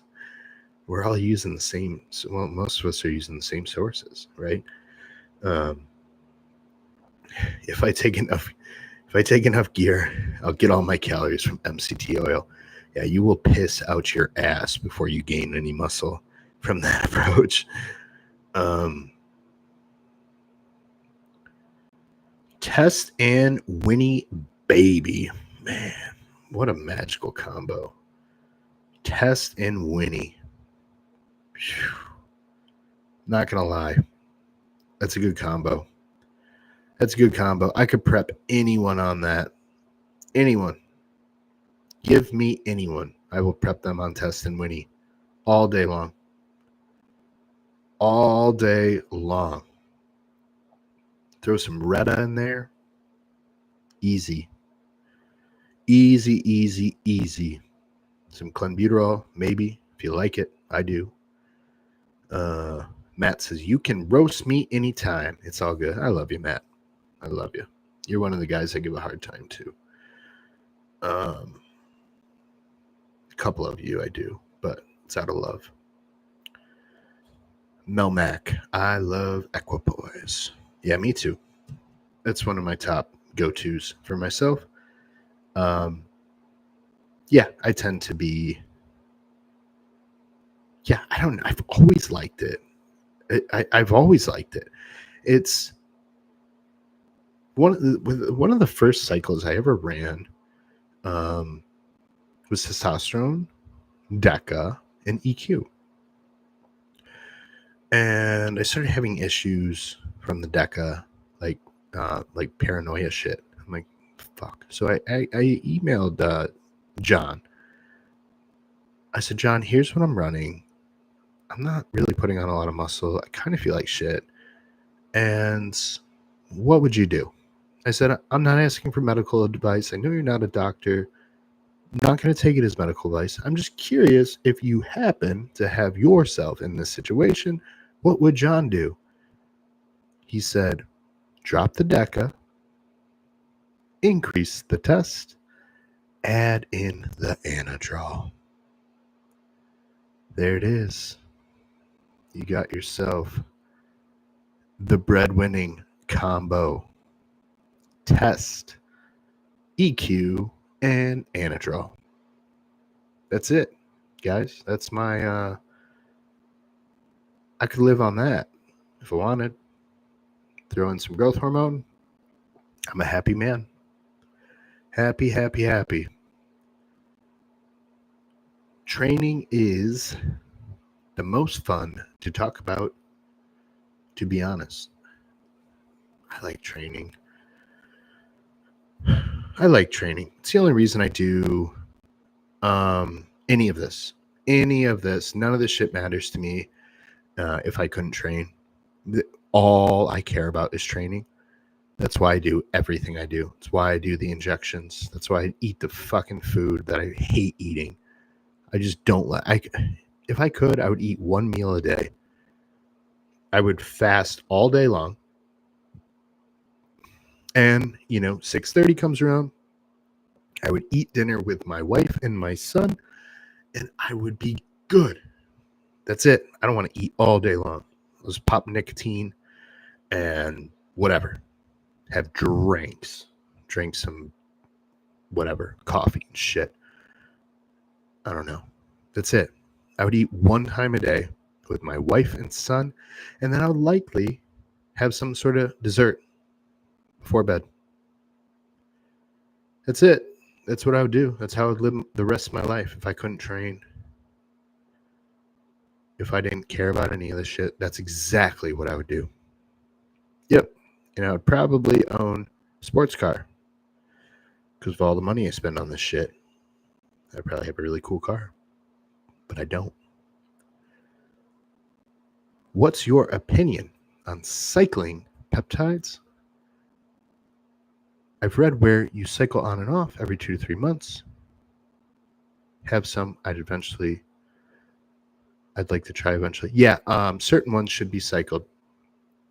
Yeah, I agree, Mark. Things like Solank, C-Max, Noopept. Some of those things should be cycled in, I would say 2 to 3 months. And sometimes it's good to pulse some of them back and forth, like C-Max and Noopept. That's something I pulse. Like C-Max, I'll take in the morning every other day. And then on the off days, I'll use Noopept. So, yeah, like those serotonin, dopamine type cognitive peptides, I will cycle and pulse. So, yeah, it does. Yeah, some need to be cycled for sure. Yeah, depends on the compound. Like Retta, it's like, yeah, just run it until you're dead. But yeah, certain ones you're going to want to cycle. Even like Solank or deep sleep inducing peptide, some of those you'll want to maybe not even use every day. Maybe use as needed. That's a good call there. More of a ephedrine guy myself. Man, some people respond better to ephedrine. than clenbuterol. I do like to alternate them. So I don't like people to be on Clen for the entire cut. Sometimes they are, but sometimes I just like to change things up. One, to learn how they respond to certain things, and two, you'll get like an initial response that sometimes pushes things along a little quicker. So yeah, I do like ephedrine. And ephedrine gives you a more uppity feel.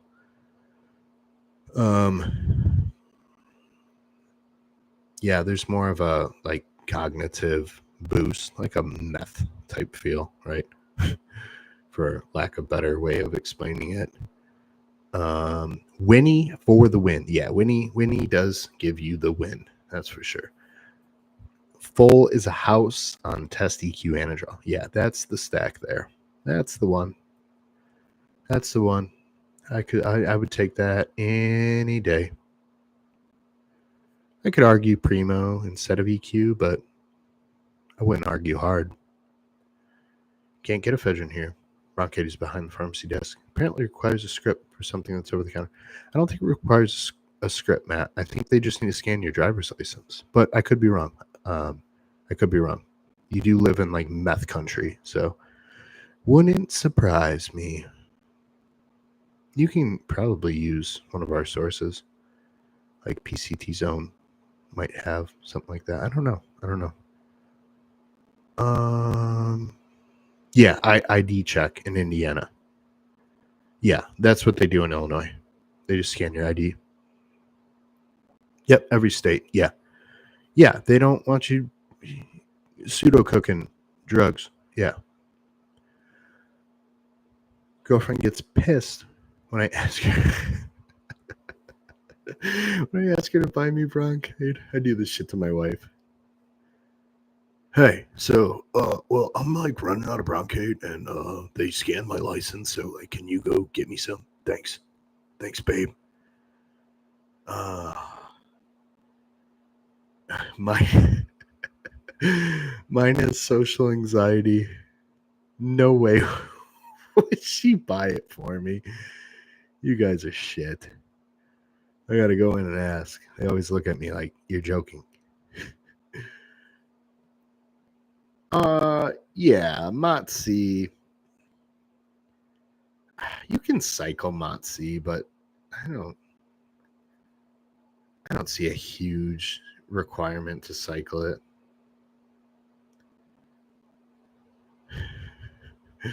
Isn't Superdraw like poison? No. Superdraw is not poison. No. Superdraw is good.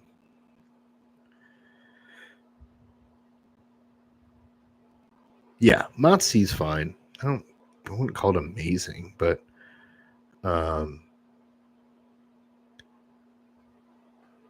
yeah, maybe a small break, just because it is the mitochondria stuff does need a small break. Using ubiquinol with MOTS-C is important, just to help that process. But oh yeah, I didn't realize you were there, Matt.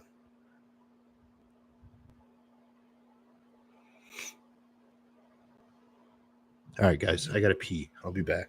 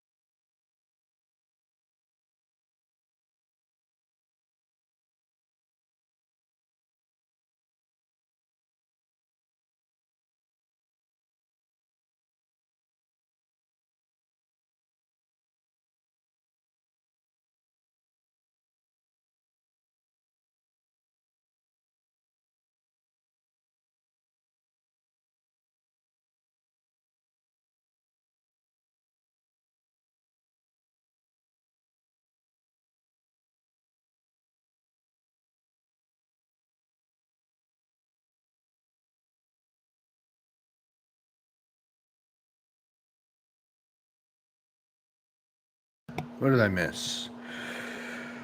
I got Anadrol on the shelf. Say when, boss? Yeah, Anadrol. Anadrol is good stuff. David said Mott C is recommended taking 2 weeks off after like eight or so weeks. Yeah. Yeah, that makes sense. No, Raymond, I can't. It's too much science, honestly. I'm being serious, but that's just, yeah, there's something with the ubiquinol and the mitochondria.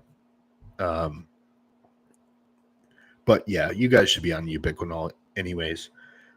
200 to 400 milligrams a day. You know, there's no reason not to be. I want to try it on a growth phase. Oh, you guys are talking about Superdraw? Yeah, it's fine. It's fine. I've used it.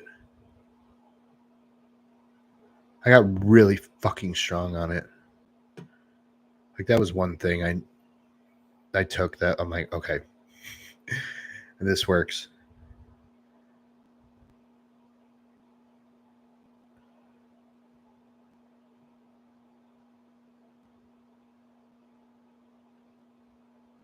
Hey, you're already halfway there.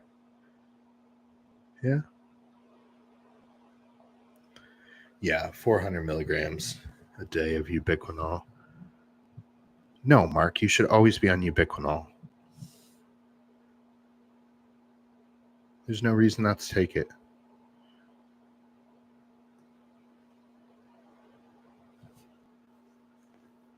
But especially if you're running Motzi.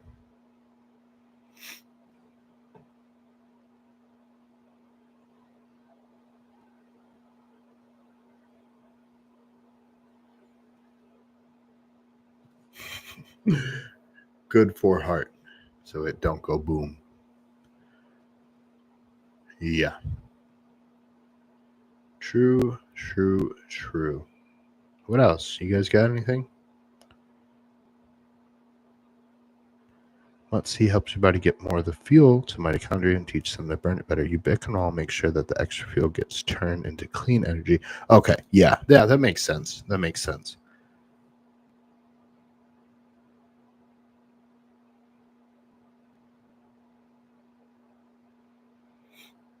Oh, okay, yeah. So it just cleans it up.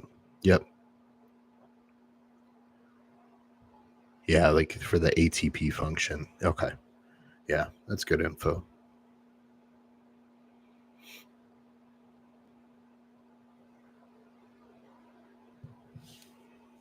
What else you guys got? You gonna ask me what gear to order?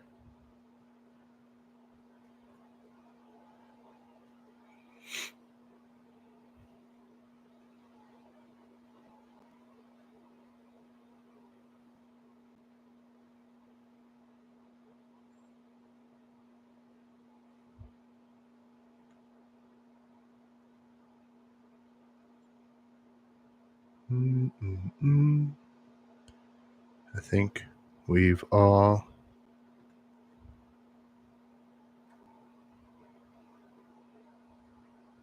I love you, my girlfriend. Huh. How old are you? I'll be 34. Amy, no questions, just happy to catch you live. Thanks for being here, Amy. Here's another one. David always has good questions. What's the healthiest way to process judges' feedback after a show, especially if it's not what you wanted to hear? Sorry, David. I'm laughing at I love you, my girlfriend. Okay. 16. I was 16 once.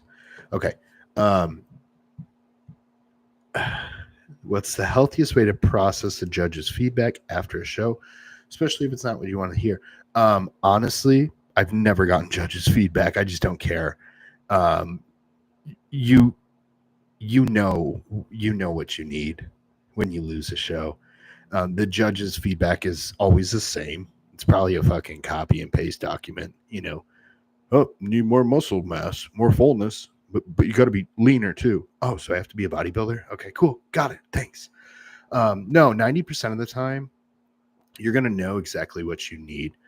Um, Generally, you're going to have a friend with you at the show. They're going to watch the show. They're going to be like, hey, you might be top 3. You're not conditioned enough. I listen to my friends, my coaches, the people I trust. I'm not listening to some random judge. You know what I mean? And that's no offense to them. It's just I just don't care, because when in the scenario I don't win a show, I know why. No one needed to tell me why. You know, it's always some of the same things.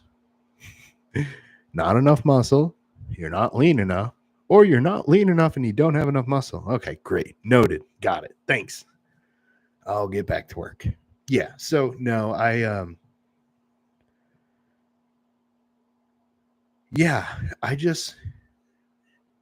don't think a judge is ever going to tell you something that's like way outside of left field.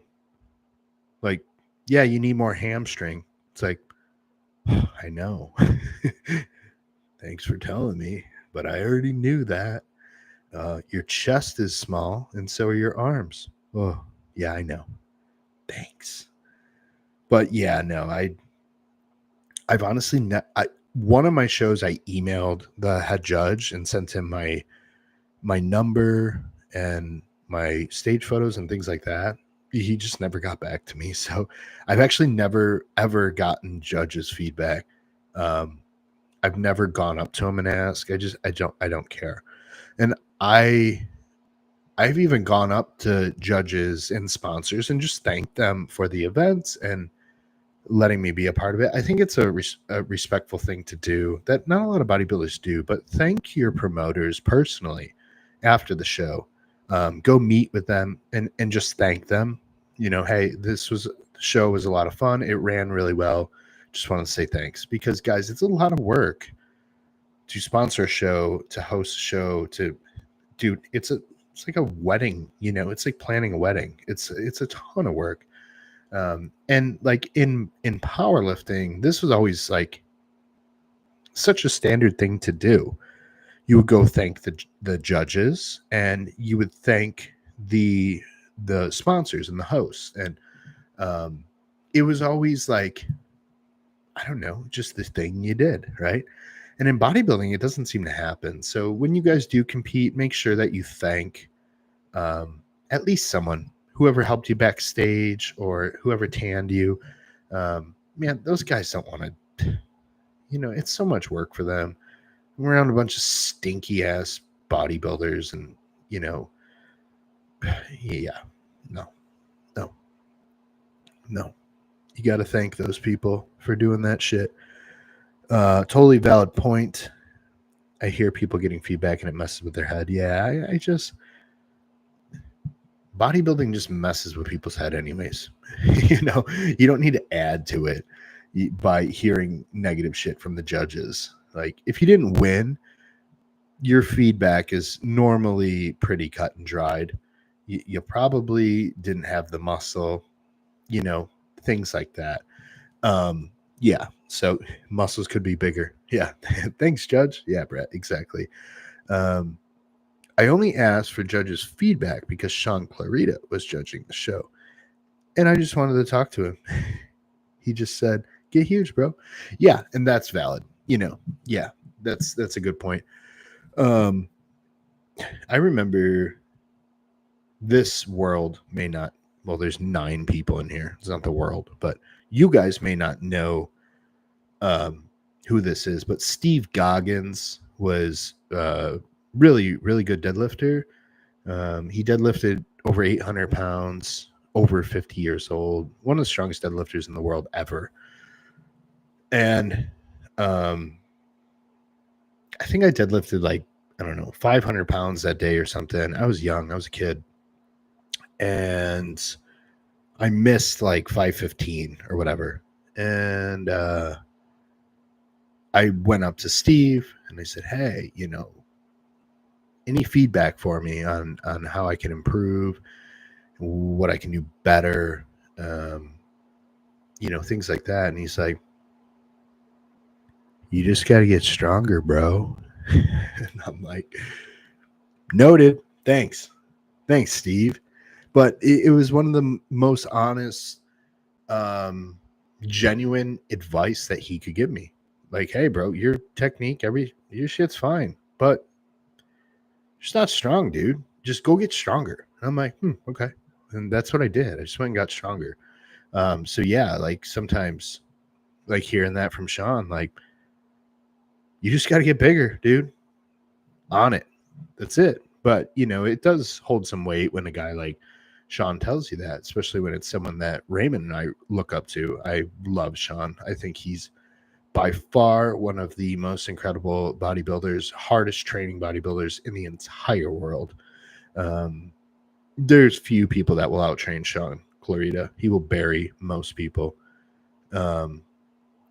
Local level, this is from Amy, local level judges' feedback is not typically all that helpful. It's not. Especially they see so many people, they don't even know who the hell you are. But I do always try to ask to be seen and say thank you. Yeah, just say thank you. And, let them get familiar with your face and things like that. And that doesn't mean they're going to give you like bonus points. That's not what Amy and I are saying. But it's respectful. I mean, you're their guest. It's a lot of work to put on a show. It's so much work. So yeah, always have at least a small conversation with them. And with local shows, they'll remember you. The same lady tans me every year at multiple different shows because they're the main tanning company around here. And like, she remembers me every time, and hey, wow, you've made a lot of progress, things like that. Your calves are still big. Yeah, thanks. I know. It's the only muscle group I have. I understand. But no, and we've built rapport, and I tip her every time. For some reason, people don't tip their tanning people. I know you pay for it, but there's one person that's tanning you. Like, throw them $10, dude, $20, whatever. Like, come on, it's a service, guys. Tanning people are real rock stars. Yeah. Amy knows. I tip, dude. Man, you want that tan to look good, right? So, like, yeah, take care of your tanning girls. I've never seen any guy tanners, so I'm gonna say they're all girls. Respectfully. Do you have any plans to get a seated leg curl? Or is there no real difference? No, I have no intention of getting a seated leg curl. Is there a real difference? Yeah, they're not the same. I just don't. I only have so much real estate to work with, and a seated leg curl is an absolute waste of a footprint on something that I could use that would potentially be more beneficial. I already have a great leg curl and I have a GHR. So I don't need anything else posterior chain wise. I even have a reverse hyper. I just don't use it at all. So no intention of ever getting a seated leg curl. I like them, but not something I would ever purchase. It's just a waste of a footprint. What's your opinion on programming? This is from Brett. What's your opinion on programming deadlifts in? Been thinking about running one of the deadlifting heavy John Meadows programs once we get no growth phase, like Honey Badger or something. Deadlifting is fine.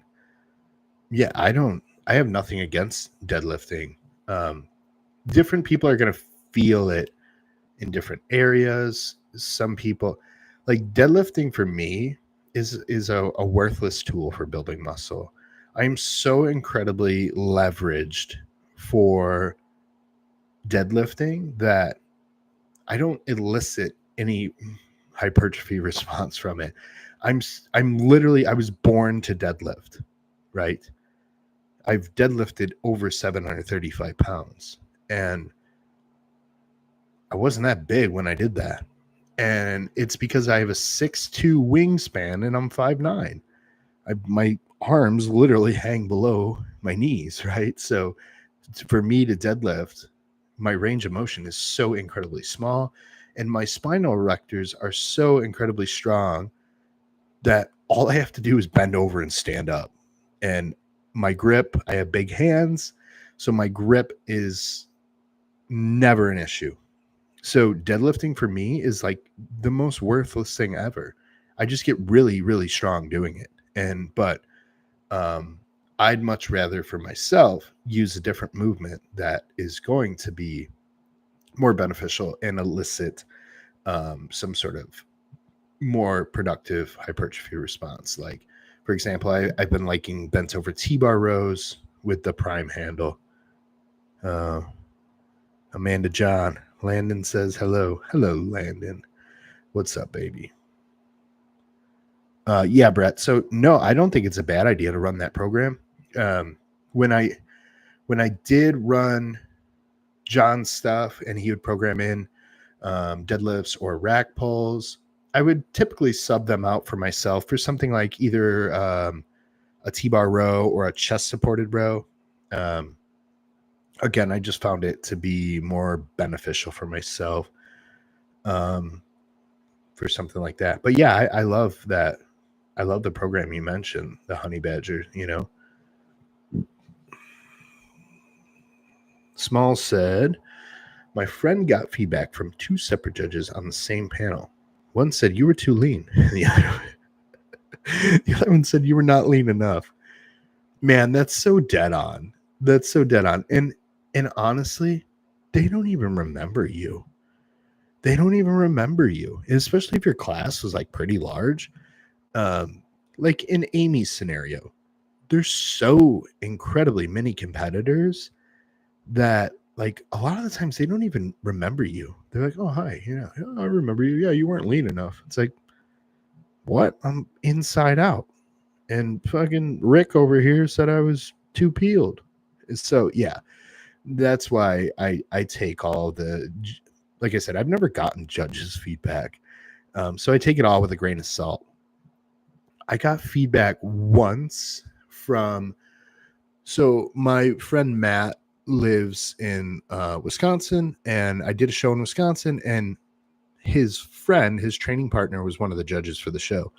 So he told Matt, he's like, yeah, your dude was just not lean enough. I'm like, well, thanks, Dick. I know. But that's the one time I did get judges' feedback. I didn't ask for it. It was just delivered to me from a friend to a friend. Yeah, that's funny, Smalls. Yeah. You're not lean enough. Oh, you're just too peeled. Let's see.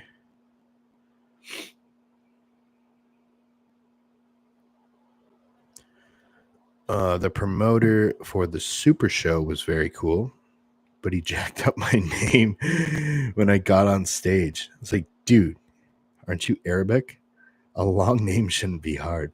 Yeah, that's always disheartening when like they screw up your name. Like, I don't know. It's just, yeah, it's not personable when you can't even get someone's name right. Especially when you have a name like Tommy John, they call you John. It's like, well, fuck me, right? Hi, Landon and Amanda, the real stars of the show. Yes, they are. Yes, they are. Real reason I'm here. Yep, I agree. Tell Landon to give me more carbs. Landon's not giving anyone any carbs. He keeps them for himself. When I did Creeping Death 2, the rack pulls would absolutely fry my entire back and ass, but it was monumental for my back. Yeah, I mean, I think rack pulls are great. Yeah, I think rack pulls are really good, especially if you do them properly. Johns has videos on YouTube about like, hey, how to deadlift like a bodybuilder. So some of that stuff is good. Amy said, oh, they remember me. I'm a woman giant with crazy curly hair. Amy is tall. I won't call her a giant because that's offensive. But Amy is tall and she does have very curly hair. So I could see it. I could see it being memorable. Absolutely. I'm kind of curious on your opinion of this. Do you think 19 Nors are pointless for people that aren't competing? No, I don't think they're pointless.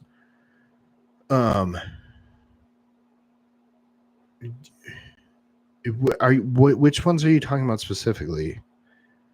Like DECA and NPP, or I just, is there a specific one, Brett, that you're asking about? For me personally, I can't use them because they mess with my head. And what I found is anyone with history of anxiety, depression, whatever, insert here, all the mental health issues that some of us have had, DECA and NPP typically 95% of the time are not going to jive with those people. It's just my experience. So if you have any sort of history with those said things, no, I would absolutely not run any of that stuff. I don't care if you're a competitor or not. I don't use any 19 Nors. I'm a competitor. I use, on occasion, I'll use Trenbolone. But like, I don't fuck with any of that other stuff. It doesn't jive with me. And there's a million other things I can use. And I mean, like I said, all I need is tests and EQ or Primo and forever and ever. Amen. That's all I need forever. Yeah, but no, 19 Nors are not pointless. They just don't jive with me and a lot of my clients. So we don't use them. But no, they're not pointless. They're not pointless at all. I think they're great for those that they work with. The other thing I'll mention, Brett, is like a lot of the times, and this is like total anecdotal, people that are naturally like really lean, dry, hard, they've been shredded since they were kids. They do really well with 19 Nors. The guys that are more watery most of the time, like estrogenic bound, I guess I'll say, they don't do well with 19 Nors. So like, endomorphic guys typically do. Guys that don't have aromatization issues, yeah, they do okay with 19 Nors. I think that's the last point I wanted to make. I love rack pulls. Yeah, rack pulls are fine. They're sick. His programs are so cool when you look at it from an over-top view. Yeah, John's programs. It's one of my top recommended things is just, hey, just go buy John Meadows' program. Save yourself a bunch of time. Or now Chris Edmonds. Chris has a lot of good stuff too. Some of it's different than John's, and some of it is tastefully different. But Chris he makes great stuff too. DECA and NPP, I'm more curious about. Yeah, that's what I would say about those. I'll go watch the John Meadows video. But are y'all keeping tension the whole time with rack pulls or resetting? I'm a tension guy, Smalls, when I do rack pulls. Yeah, I'm not resetting. I'm not doing dead stop rack pulls or bouncing them off the pins like a monkey. No. I'm pretending the pins are like glass, or like if you were at a Planet Fitness, you get kicked out of it if you weren't putting the weight down quite enough. That's how I rack pull. Most rack pulls by John, you set it down each time. Yeah, he's doing it. It depends. Yeah, it depends. John did a lot of block pulls, which he writes in the program as rack pulls. But John trained with Dave Tate a lot, and they did block pulls, which they resemble a deadlift. They simulate a deadlift a lot more accurately because the bar is going to bend and whip the way it would if you were deadlifting.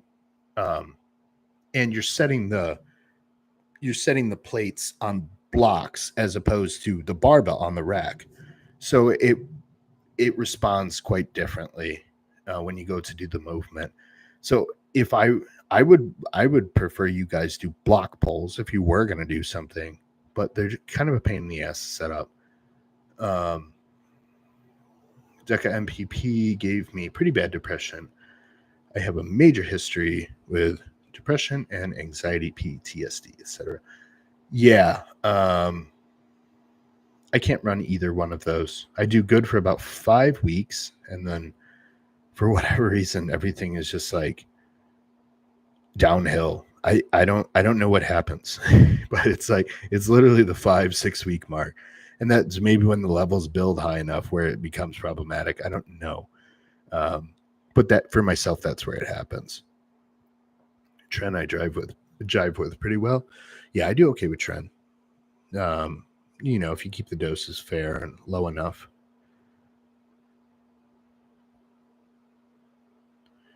Tren Ace is smooth sailing for me. Yeah. I think as long as you're sleeping on it, that's where a lot of the issues come from. When you lose sleep, it's not always the drug itself. It's what causes the issues are lack of sleep, or a lot of the mental side effects are just from being hungry and not actually the Tren. The easy way to find that out is just pull the Tren out, and you still feel like shit. Yes, okay, well, put the Tren back in. Loving Scorpion. Yeah, my buddy's running Scorpion right now. A lot of my clients are running Scorpion. Seems like a great program. So yeah, I definitely recommend that one, Brett. Maybe that's something you want to look at. It's weird because we've had zero issues with aromatization. I've learned so much about my responding the last 6 months. I try to keep everything noted. That's why I always ask stupid ass questions. No, Brett doesn't ever ask stupid questions. And I know where his questions are coming from, and it's never of doubting me or anything like that. He's just passionate. He just loves what he's doing. He's making great progress. Some of the best progress I've seen. So very proud of him. Mark said, I just bought the Scorpion. Yep, great program. Yeah, I'm looking forward to seeing more of you guys run that. The nice thing about John's programs and Chris's programs is that I just automatically know you're going to be training hard. If you're doing the program the way it's written, it's like it's automated that you have to bust your ass. You can't do those programs easy if you're doing them the way they're written. So like for me, it's like, hey, here's this program, and then I don't even have to worry if you're training hard or not, right? John's videos are so good too.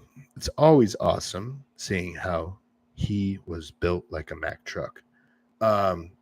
John was easily the best person in this industry. There will never be another John Meadows. No one will even come close. No one will even come close to who John Meadows was as a person. As a person, a father, a husband, bodybuilder, social media influencer. No one will be on John Meadows' level ever. Even if they fake it or try. There will absolutely never be another John Meadows. And I mean that with everything I have. J Money's feeling amazing on NPP. Yeah, see guys, some people do really well on it. And it's a great compound. If you can run it, get it. Get after it. Some women do okay on it too. Yeah, some women do really well with NPP, Tell me, who is your favorite bodybuilder of all time? Do you think Logan is Mike's biggest threat at the Olympia for Classic? Favorite bodybuilder of all time? There's so many different ways for me to answer that. Like my favorite look of all time is going to be different than just overall my favorite bodybuilder.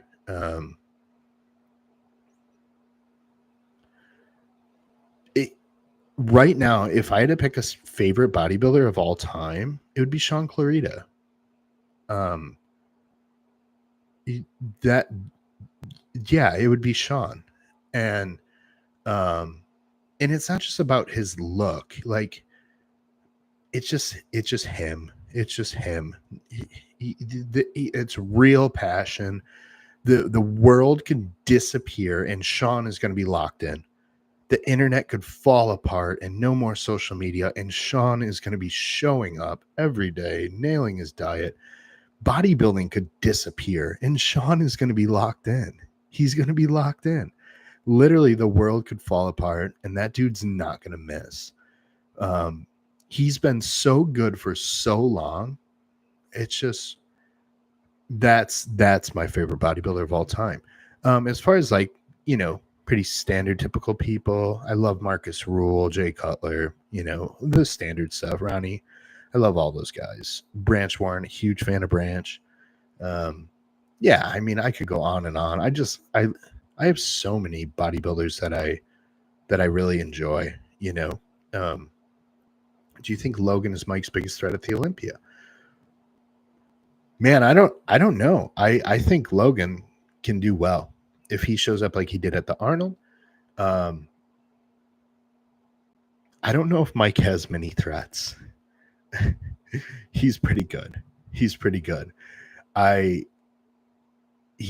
good, honestly.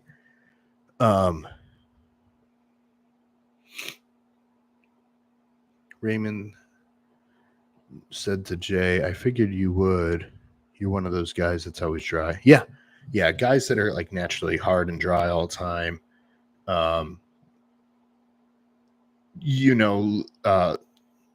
Naturally slightly lower body fats. They were never fat as a kid, like that stuff. They, for whatever reason, they do well with NPP. It's not for whatever reason. It kind of makes sense when you think about it. Jay's 20 minutes behind, he said. Chris is kicking my ass. Yeah, Chris. Yeah, that's one thing I love about Chris Edmonds is he's old school, basics, hard training. Man, he's a good dude. I like him. Mark's going to start the Scorpion Sunday. Brett, thanks for that, Tommy. I appreciate it. I wish I could run a Meadows program right now, but the fatigue is high. Yeah, that's natural given how deep we are. Workouts are staying productive, though. Yeah, I would keep doing what you're doing for right now. Excited to be inside out peel and just look like this and just look at that before and after. Yeah, we all love that before and after. That's for sure.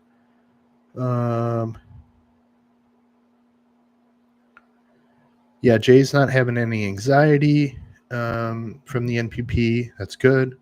Yeah, just watch that closely. Mine always creeps up on me. It's like all of a sudden, one day will go by and it's like, I feel sad today.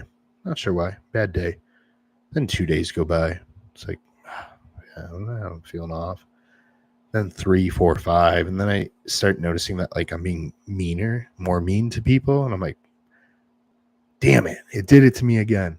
and then I once again quit NPP forever. I always go back to it. Just like, I'm going to try it one more time. Same results every time. So I think I'm pretty sure I'm done with it for now. For good. For now, for good. I don't know. As long as Mike doesn't say, he should be thankful when he edges Logan out. We'll be good. Urs could come uploaded. Yeah, Urs is good. I think that guy Nas is gonna do. I don't know him, Ray.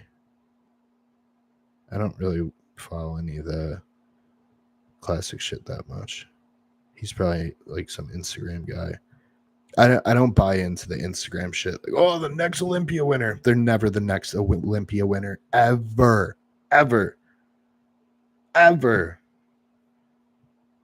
So I don't buy into that.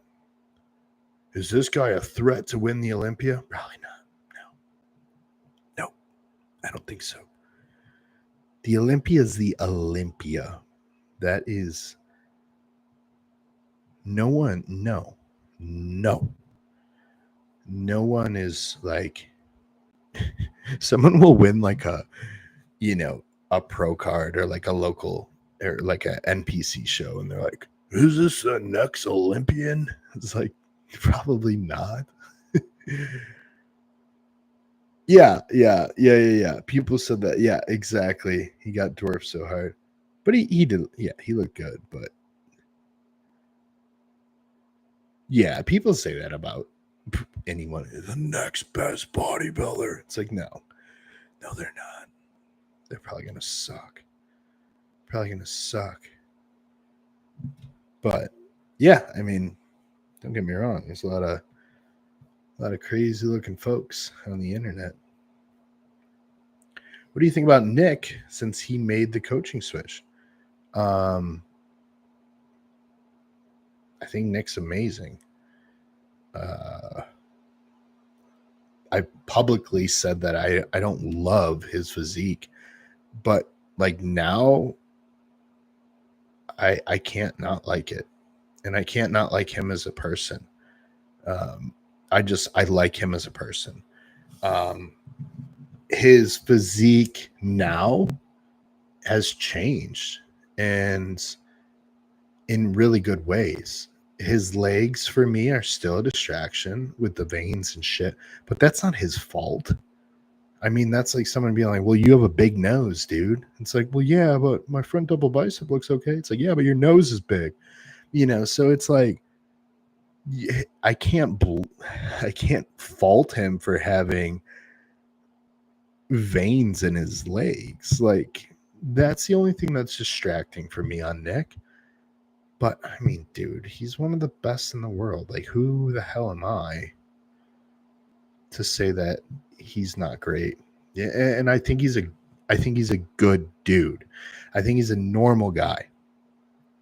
I think some of those top bodybuilders are full of shit. I think they're so incredibly fake, and they preach all this nonsense, and they act like they're the next best thing.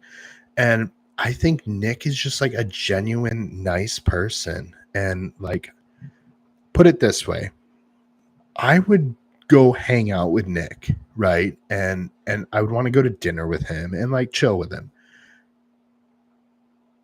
The other top guys, I don't have that desire. Like, yeah, I'm gonna go hang. I'm not gonna mention any names because I don't want to be a dick.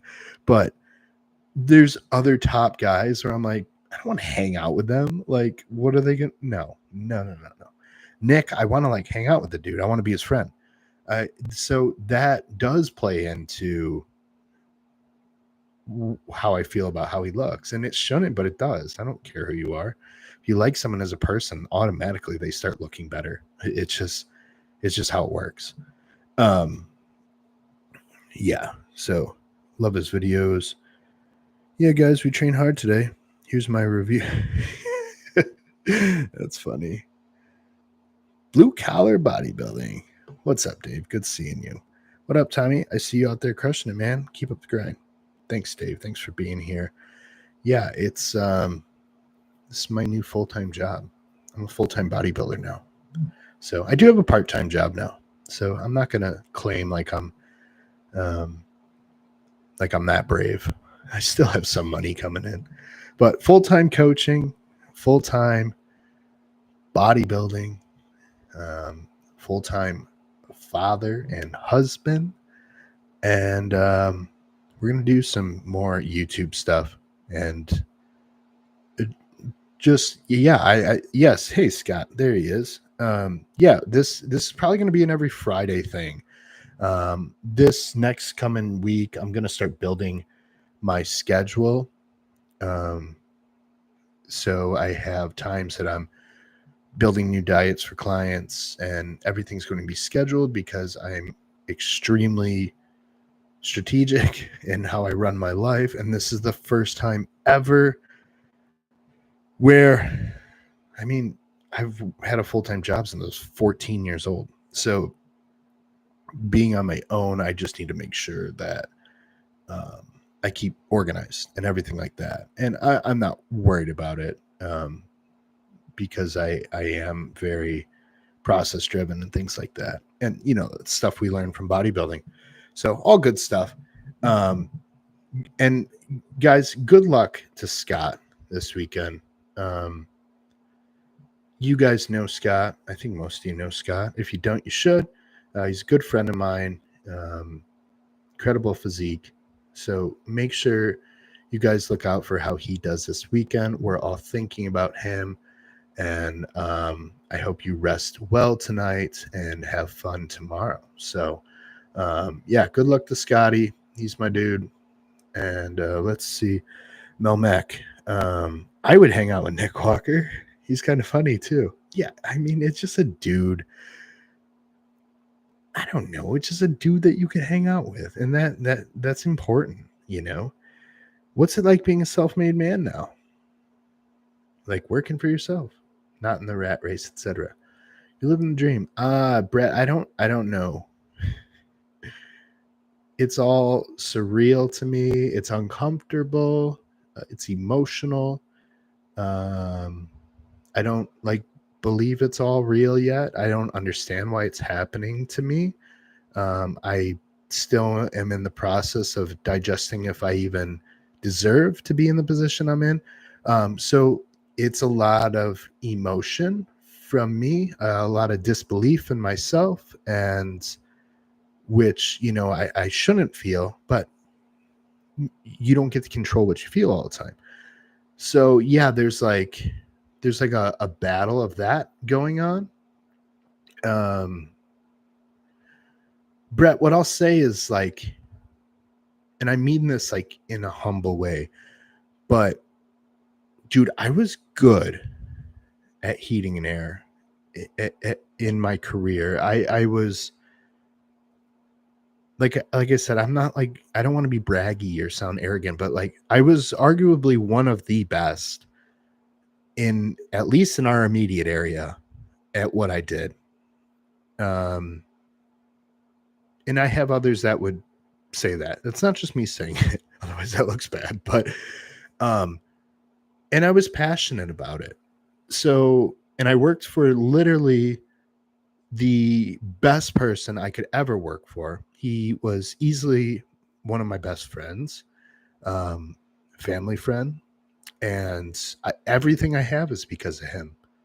So, yeah, I mean, as much as I want to be like, yeah, everything's great. I'm excited.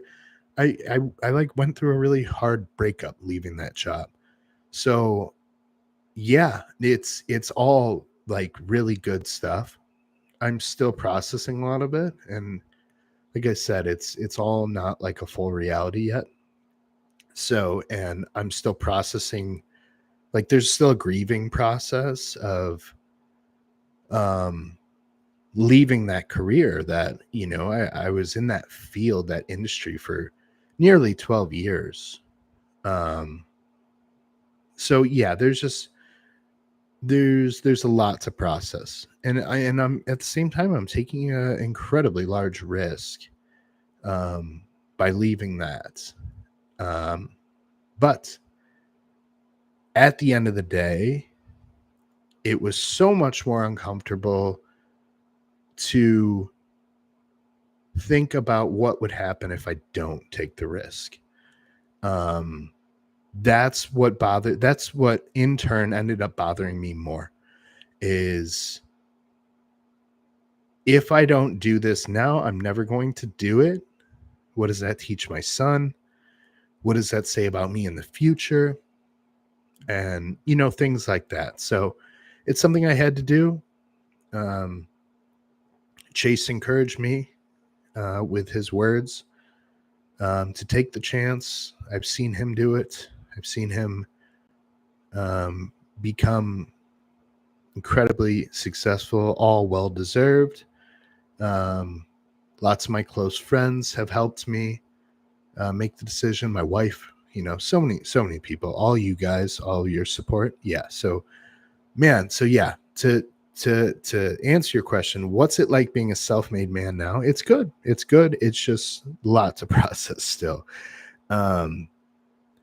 Dave says, same here, full-time coaching after I sold the trucking company. Best part, no more 15 plus employees. Worst part, I'm like Ricky Bobby. I don't know what to do with my hands. Yeah, Dave. That's partly where I am, but it came to a point where I was easily working over 80 hours a week between the two jobs. My family life started struggling. Mentally, I was probably arguably in the worst spot I've ever been in my entire life. And I've been in deep places before, and it was nothing like this. So I had to make a move. I had to do something. I had to quit something. Um, and it just over time became more clear. So yeah, Dave is another one that, proves that, things like this are possible. If you do take the chance, take the step. So yeah, him and his wife, incredible things they do over there. So Scotty just got to his Airbnb. No schedule info on weigh-ins or registration tomorrow. Wild. He's doing a show that's in the Wild West. They're just like, yeah, show up and put your trunks on. And we'll probably call you the right name. Crush it this weekend, Scotty. Yeah, Raymond. Yep. Kyle Wilkes is doing my show, apparently. Shaking my head. Can't stand that guy. Just complains about his clients and people not being ready for bodybuilding constantly. I've never gotten that feel from Kyle. I guess the kicker, he was a secret Scott. I don't watch any shit on YouTube anymore. I'm so bad. I don't watch any podcasts. I just stay in my lane. I have no idea what anyone else is doing. I know Andrew and Kyle have had that podcast or something. I've never seen any. I think I saw 1 or 2 episodes. I just don't watch really anyone else's content anymore. I'm just not interested by it. There's too much noise out there, and I just do so much better when I stay in my own lane. Focus on my clients, learn from my clients, learn from my coach, my mentors, the people that are close, tight in my circle. I focus on my friends. I don't focus on strangers on the internet anymore. It just puts me in a bad spot. So yeah, I'm sorry to hear that that's how he is, if that's the way he is, but I always take Scott's word for how people are as a person. Scotty's one of the best guys out there.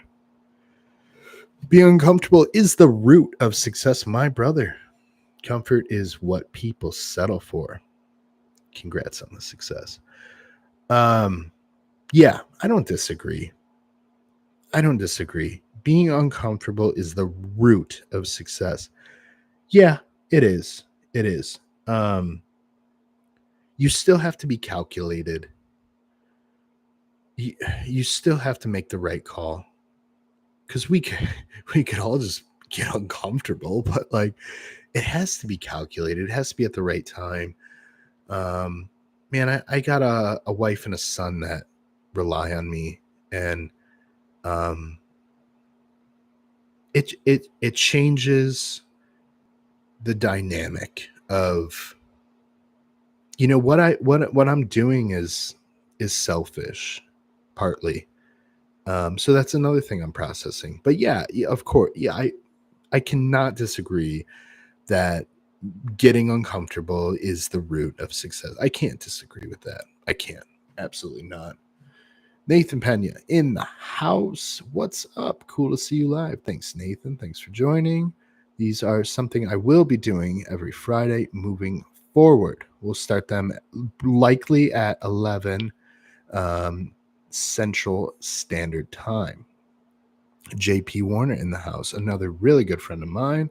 I love you, Tommy. JP is a great friend of mine. I have so many nice things to say about him. Yeah, very supportive guy. David says, we love you. Want to see you do your best. Yeah, David, another guy, always had my back. So we became friends very, very quickly. Just one of those dudes where, you click with really well. So yeah, you're all good dudes. And girls, Amy is still in here. We have to acknowledge Amy. Amy always has my back. Raymond, love you, bro. Love you too. Change is always scary, but you worked hard for it and deserve it. Yeah. that's another thing I have to convince myself of. Um, most of you guys know of me from Chase. And so if I don't acknowledge that, it's not fair. I didn't build this from scratch. I wouldn't even be on I wouldn't even exist if it wasn't for Chase, let's be honest. Um, you know, so yeah, I mean, I could go on and rant about him, about I'll still never understand that. Why he chose me and trusted me to coach um his members and things. So yeah, just more shit I gotta process. And I don't know if I'll ever understand it. Amy says, "Hi, Scotty. Can't wait to see you all tanned up." Yeah, Scott's gonna look sick. Um, so I'm not savvy enough to like share my screen yet. I'll learn all this shit as we go. Scotty, the some of the things about Scott's physique, very, very even on how he carries fat from front to back. Very structurally sound, lagging body parts, little to none at all. It's one of those guys that you can really hate because you're like, why did I not pick my parents the way Scotty did? So yeah, good shape. The distribution of the fat is undeniable. Very even front to back. Symmetry's good. Yeah, it's just, guys, it's a complete physique. Something we can all admire.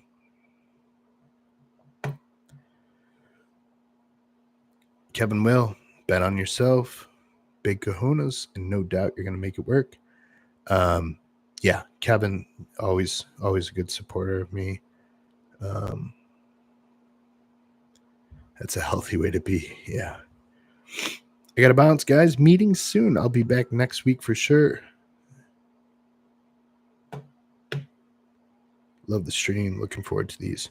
Yeah, guys, I'm due for a meal now. So this was good to carry me to my next meal. So for those that joined, thank you. Appreciate you. And yeah, we're going to do these every Friday. So I look forward to seeing you guys more as that time rolls around. I'm going to be putting out more YouTube stuff. Let me know what you guys want to see specifically, and I will get that rolling. Till then, we'll see you on your check-ins, everything like that. Good luck to Scott this weekend, and thank you guys again. See you all later.